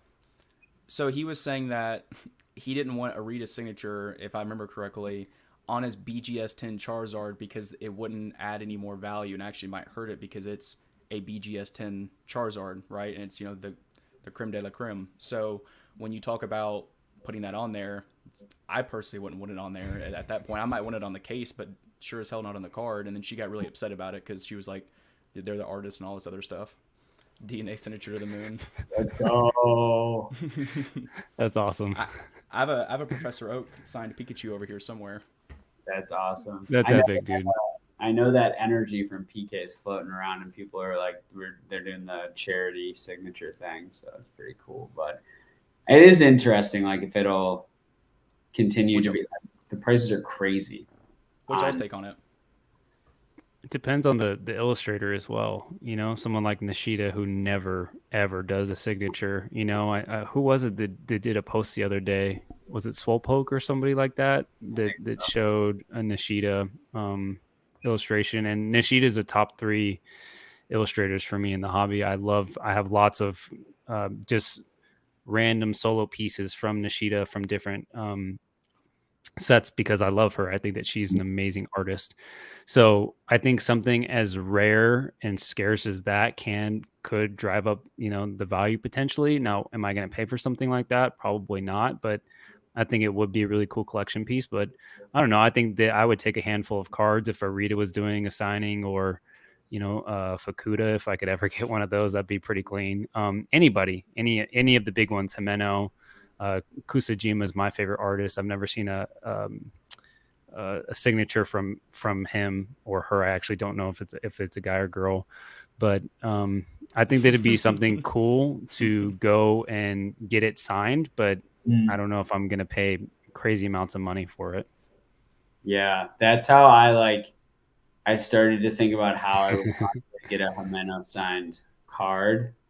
and I realized like it just wasn't going to happen. Like I didn't think the prices made sense, and like there's so few of them, and the ones that everyone like really wants, which are like freaking EV or classic WotC cards. Like there's some ones where I'm just like, I don't even like that card. Why would I want, like, why would I pay for the signed version, right? Even though I want a Himeno signature so bad. So I figured out a different way to like get it. And I had the gag board from the Right. World Hobby Fair, That's super cool. which I think is super unique, right? Because it's like an illustrated piece. It's like a piece of, like, I think about it like in the way where it's a hybrid of my love for art and my love for sports memorabilia, right? So it's like 2 in 1. I've got a piece of art designed by Himeno.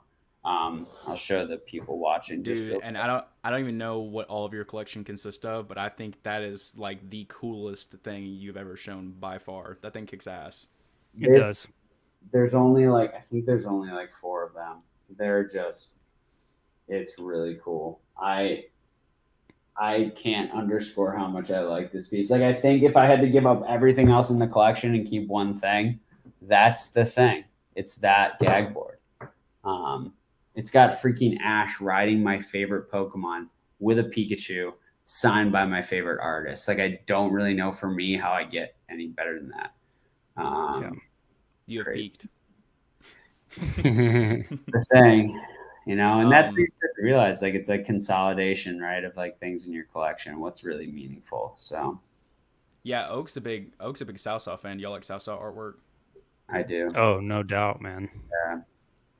You can always Southsaw's one of those artists that like in all the modern sets it's like her and Kamiya. You could always tell right away in artwork from one of those two artists, and plus SM Pratt talks about them constantly on the channel, so it's like it kind of bakes it into your brain.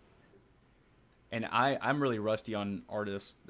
That's like something I'm slowly starting to get like better at, like recognizing like their characteristics and styles and stuff like that. I hadn't dug too much into Nishida, but dude, that Ampharos from Expedition and the Charizard from Expedition, I think, in my opinion, that Charizard is probably in the top, probably the best one, if not in the top 3, 100%. That Charizard from Expedition kicks ass. Well, the lottery promo looks even better, because it's the hollow version of that. How they didn't do that. Yeah, the Japanese lottery promo. How that wasn't an Expedition and they chose to do the other one. Dude, yeah, such a bad idea. Yeah. Another bad choice of the Japanese transition to the English version. What a surprise. How much does that run in a PSA 10? Any idea? Oh my God. Dan probably knows. Yeah, I'm guessing 5K, 4 or 5K. Oh yeah, that's crazy. Probably. Gotta be. Yeah, Nishida is probably like probably my second favorite. There's just some of like those, just kind of that like, I don't know if you really call it like watercolor or just kind of like it's hard for me. That's what it looks like to me. Yeah. Very soft brush strokes, like everything's very light. Like this one, like the light, like even like the light Flareon, like that's a really good one. Dude, and if you ever look at like certain sets from the EX era, she's just got some amazing common uncommons, and then they put them into like the reverse hollows, and they just look so good. They look so good. Like look up artists and see the whole list of their entire catalog. I did that for you. For your birthday gift, dude. Because I knew that you liked Himeno. Yes. And so I literally went through all of her cards. I forget what site. You could just put it on Google and it'll bring up every single one. Yes. And I was like, I need to mix his favorite artists with his favorite Pokemon and the grade that he wants, of course, Japanese. You know what I mean? So it's like, what can I figure out here? Or actually, maybe I got you English one. I can't remember what it was now at this point. But it's down there. No, it's Japanese. Well, the Lapras was English. The Gyarados is Japanese. So I have a fun thing that we can do if y'all are down. Would y'all want to go through each E-Series set and pick out, we'll say two artworks that are your favorite? Oh, let's do it. Yeah, dude. Yeah. You pull up PokeLector. Do they have E-Series on PokeLector? Yeah. We can start with Expedition if you want. We're going English. Yeah, we'll go English. Yeah. All right. Does Poke Collector do Japanese as well? Yeah, they do. The Okay, I top didn't know right that. corner, you can select it. Yeah. We'll skip best of game, even though there's some great. I'm gonna say. Oh, we're not doing a Mew. screen share? I didn't know we could do that. Well, I don't know. I guess we can do it. Yeah. Yeah, you just share your screen. Do you want me to bring it up or what? Yeah. Why don't you do it? Yeah, you can bring up the E series, the Poke Collector if you want. Give me I'm a gonna sec, give me a say sec. Pidgeot Mew. That's a Pidgeot's probably an unpopular opinion, but dude, that I saw that artwork from Pidgeot on your I page. saw your post. Yeah, I love that Dude. card. Dude, that red goes so hard. Oh man. Let me just bring it up here for the homies. God, these cards. Dude, are Expedition is such a hard choice though. Are we going hollows only or the whole set? Whole set, yeah. Oh, whatever. Actually, dude, that Bulbasaur too, number 94. Yeah, that's a good one. It's a I'm trying to think off the top of my head for Expedition. I love the Blastoise in that set. My mind always goes to that. The See, E I like Mew the is sick. Feraligatr more than the Blastoise. I mean, similar you artwork. got, what is it, Masago that does the Blastoise. You got Aria that does the Feraligatr. You got Kusajima that does the Mew, which is so sick too. Let me just look at these hollows real quick, just to refresh. Nice. Oh, the Pichu, dude. I absolutely love Pichu from that set. I just love Pichu in general. Love Okay, that so my top two. So the Pichu's and Nishida, and there's just something about how happy and beautiful that card looks that I just absolutely love it. It's probably going to be the Pichu and the Blastoise for me. What about you guys? Yeah, the Rapidash is honestly a pretty close one. The Rapidash is really really cool. Is that but I'm gonna say, Hameno who does that? I forget. I think it's a Minnow. Yeah, The it is. Dash, yeah, That's a great card. Yeah, it's a It really kind of good. reminds me of the Ninetales from Aquapolis a little bit. It's got that same vibe. Mhm. But I'm gonna say yeah, the Mew and the Pidgeot. That Pidgeot artwork is just next level. it really is. I mean, it's so just good. the silhouette of that card is insane. Dude, and like Yeah. I don't think it gets brought up enough because it's Pidgeot, but I think the Pidgeot from Jungle, that is by far my favorite holo from Jungle. Dude, I don't necessarily disagree. I got that. That's a solid Hameno. I love that card. That is just jacked. So the non-hollows, DNA. We actually talked about this one because it looks better in the Japanese promo, obviously. But number 53, the Meganium, that's a Hameno. Oh yeah, Love that card because it actually looks like a dinosaur, and so that's probably my favorite non-hollow. I love that card. It's Looks just like fun. something else to me. I like that one a lot. And then on the gosh, the Gengar is so good, but on the objectively Baba? like art wise, He looks like a stinky Gengar to me, like a dirty, like bummy, like a bum Gengar. I like that Like his I can see hair is that. kind of. I like that Nishida Raichu a lot.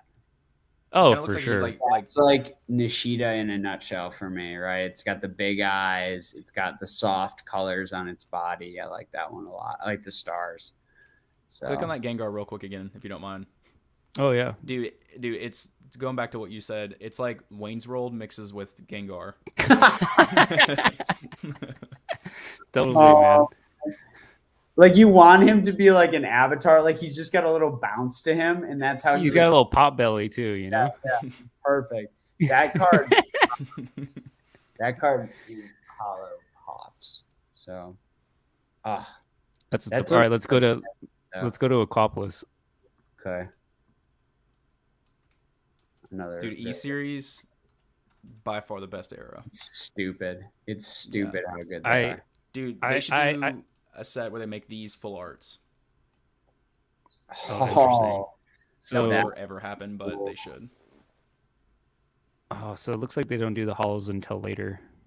This Quagsire by Arita, it's so similar to the Expedition for Alligator, is so good. The thing with Aquapolis is if you look at all the non-hollows, the artwork in the background of these cards So good. are through the roof. Like if you look at the Arcanine, I never noticed this. I was looking at this the other day.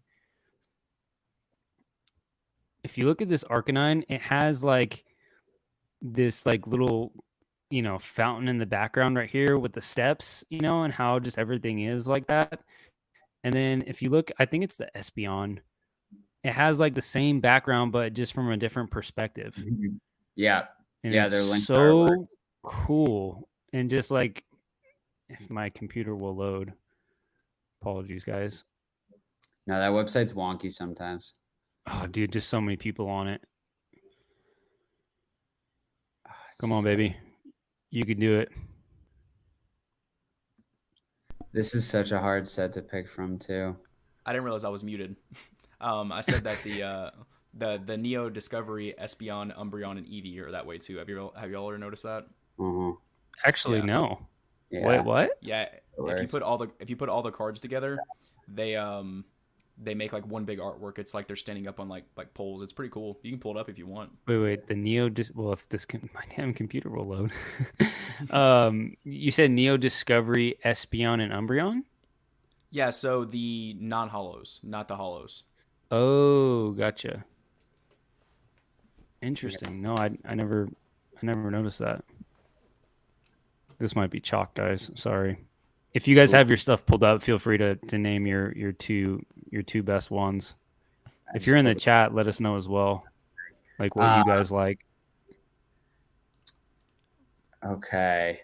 Dude, and this is not like a legit answer, but I think the Grimer from Aquapolis makes me laugh every single time I look at it. I freaking love that card. Where's that card? It's number 79. Oh, yeah. It looks like the thing from McDonald's. Dude, I think I would legitimately. So funny.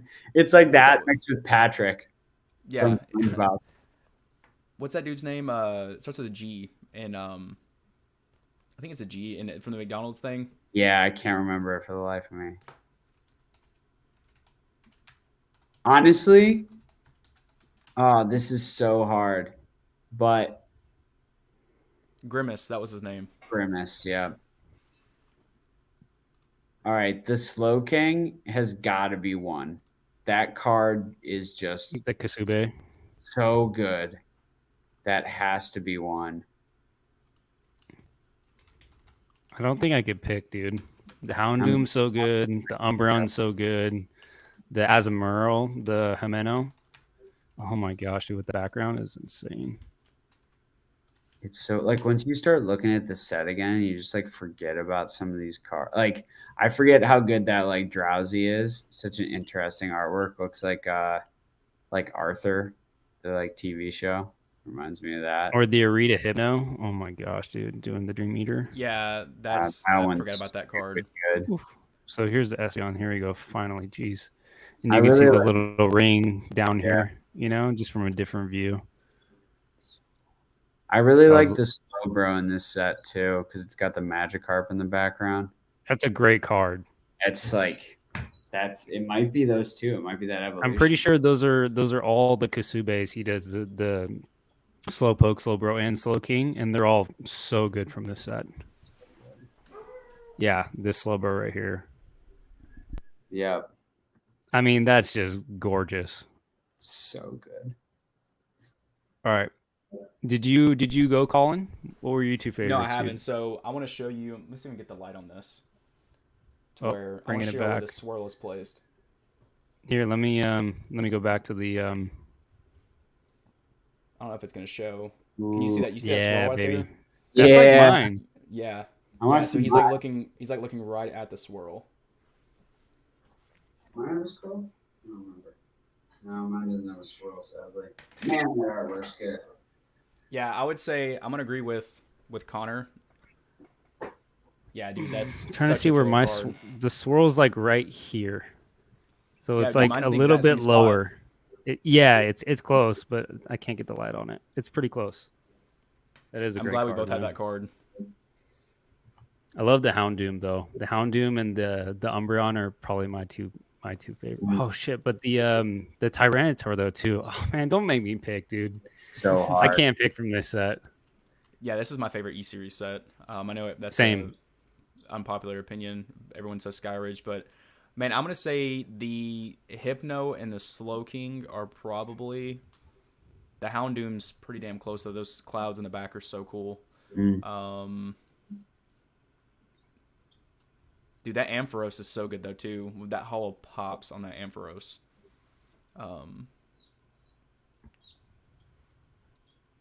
I would kill for a reprint of these sets. Yeah, with the old school like E series border and everything. And just give me like an evolutions, but of the whole all E That would be series, really clean. best of E series all into one. That'd be really cool. Yeah, I think that's my answer. Is probably that Slowking and the Hypno. I know that Hypno is a really popular card. I know PK talks about it like every single stream. Which one? the Hypno number 16, Yeah. or I guess Yeah. H16. Doing the Dream Eater. I mean, it's like, come on, man. Such a good card. All right, so you guys want to do the last one, Oh, and then we'll wrap it up here. sounds good. Oh, I love Skyridge. Oh, I should probably share my screen again. Hold on.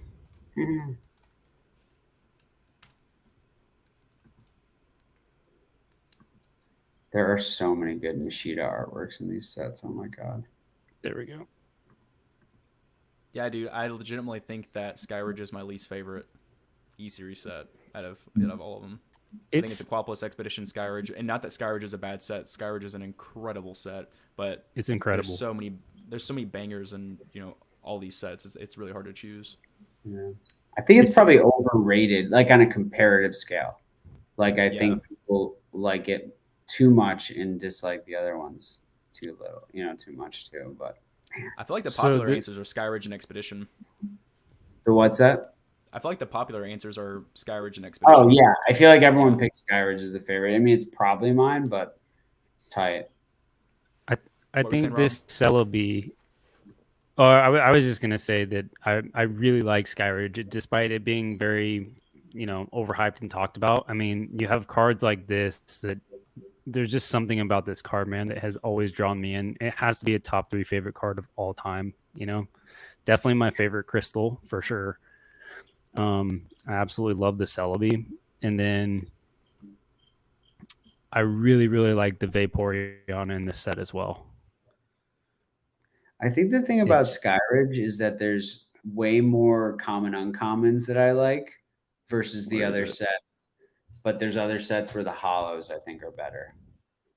Oh, that is a really good card. Like in the non-hollow specifically, with all this extra foliage in the background, you can really see the water. It's a beautiful Chimera artwork.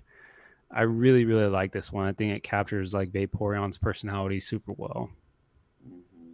My first pick over all this set is probably going to be the Crystal Golem.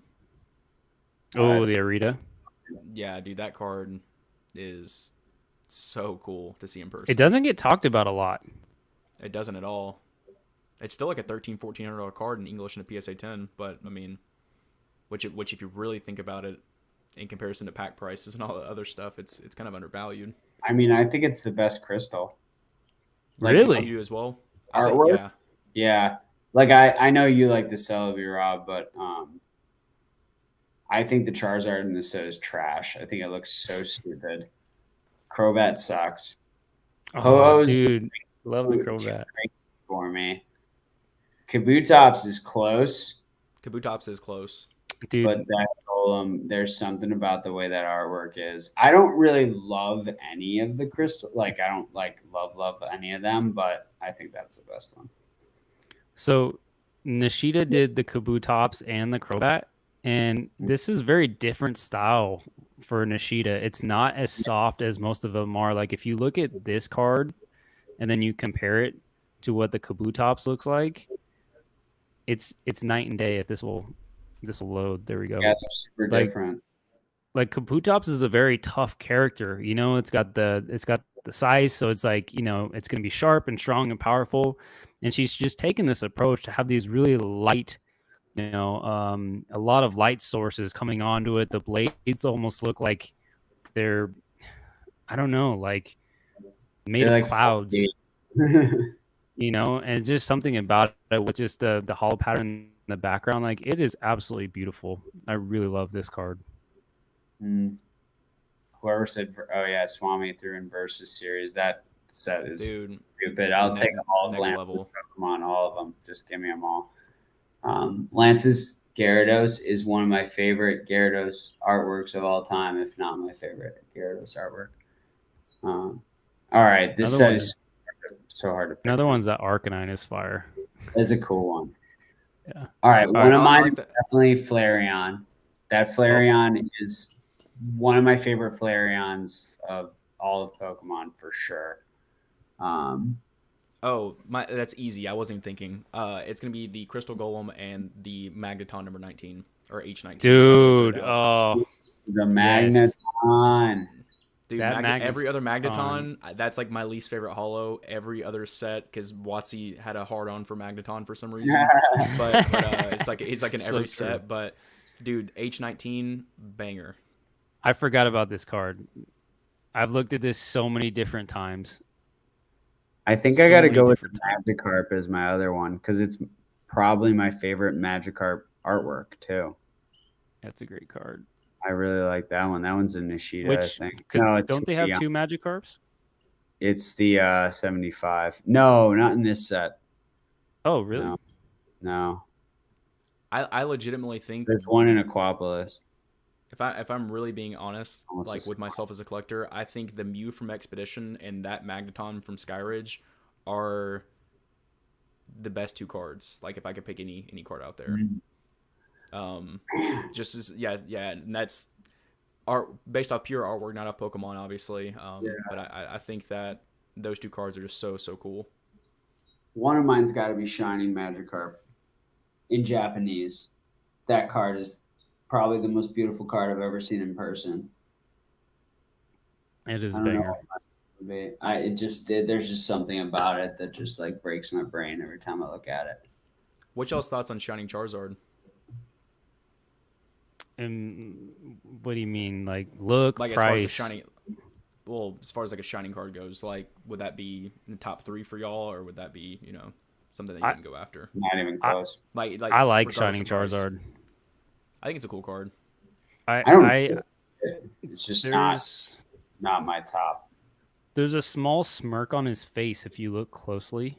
It's a small smirk, and it just like for me, it's kind of like the Dark Charizard from Team Rock, how he kind of just looks back and he's smirking at you. It's kind of just like Charizard being Charizard, and it kind of gives it personality. So I didn't notice that for a long time, and then I really looked at it. I'm like, oh, there's a little smirk there, and he's kind of just like flying over the way that the canyon looks.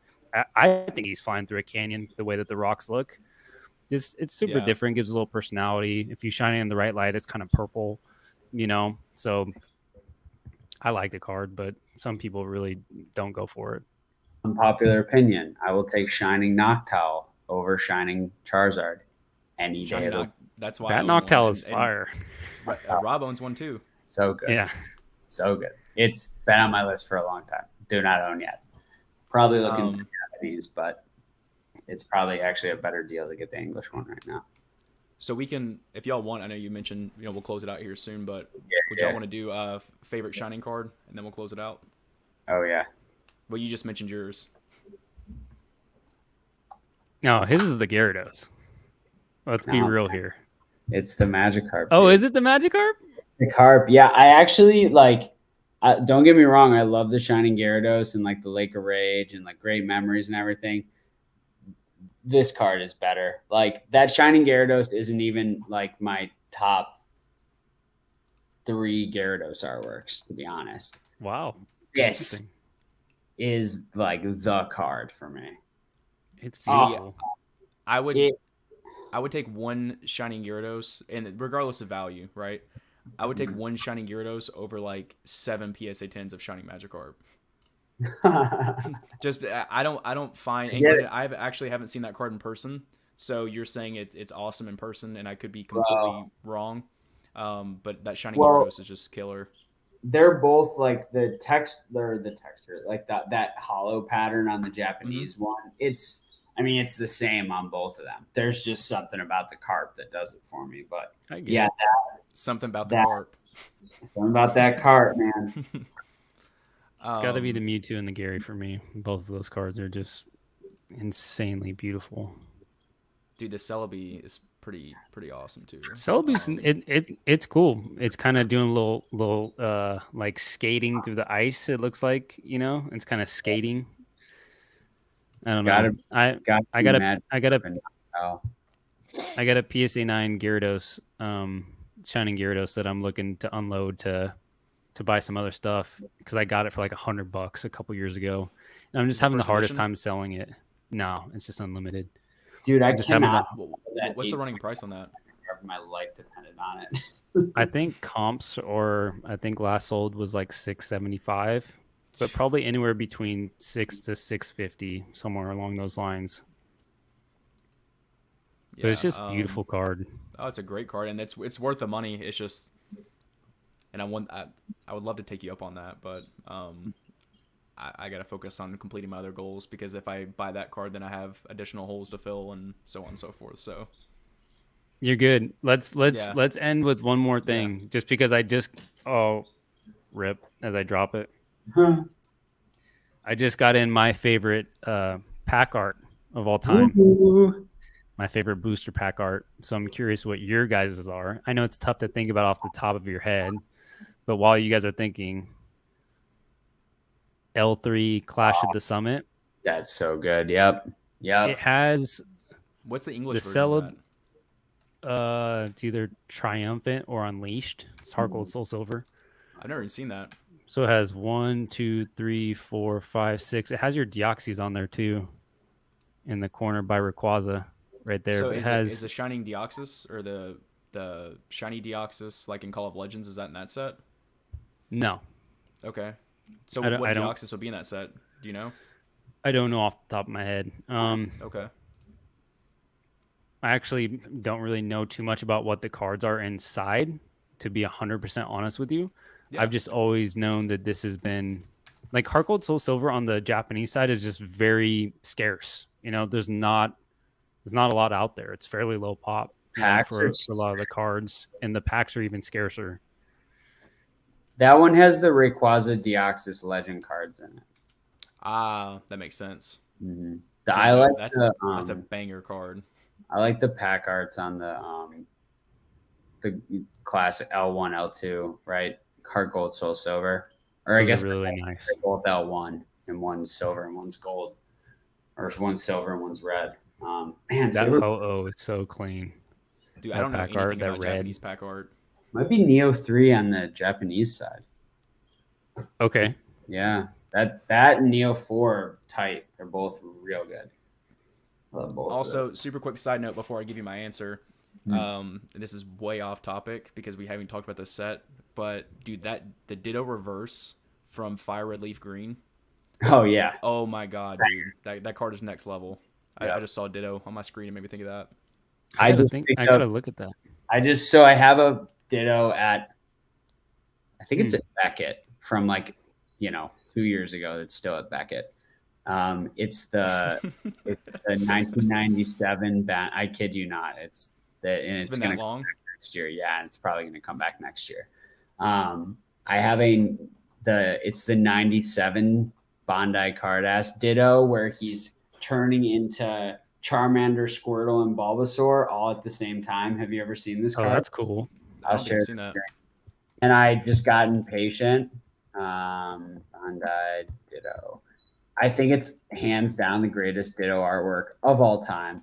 One of the best artworks in general of all time. Let me share my screen. I like the one that we were just looking at. It's in one of the E series, but he's like fighting like the Ditto. He's like this, and it's like just a uncommon or common. I saw that. Yeah, that one was pretty cool. I think that was in Aquapolis. There's the Skyridge one is where he's in the cave. I like that one. I don't know if I can share my screen. He's in the cave. Yeah. Weird.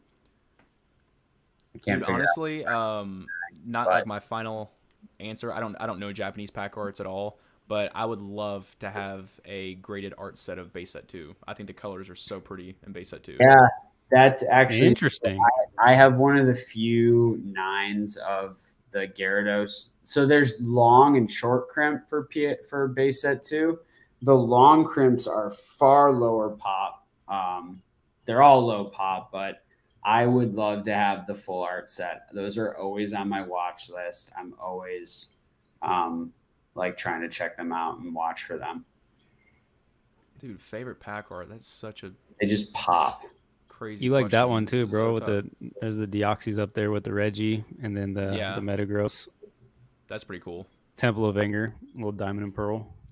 Yeah, I need to get more brushed up on my Japanese knowledge in general. But Welcome to I'm the rabbit hole, baby.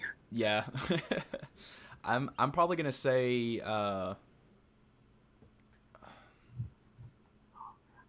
I'm just gonna throw out an answer because it's gonna take me a while to actually come up with my final answer. But dude, I really like the Palkia from Heart Gold Soul Silver Triumphant in English. I like that artwork. I love Dialga Palkia. I think they're really really cool. Kind of This cool. is Yep, another one, beautiful. that set of those four. Man, Dude, the Heart Gold Soul Silver, man, they're insane. the pack arts are. I graded. Oh, for sure, Chris. Silver, Yeah. I think. I forget. God, these are so good. I'd tell you though, a close second would probably have to be, man, Crimson Invasion brings a. It's tough between those two.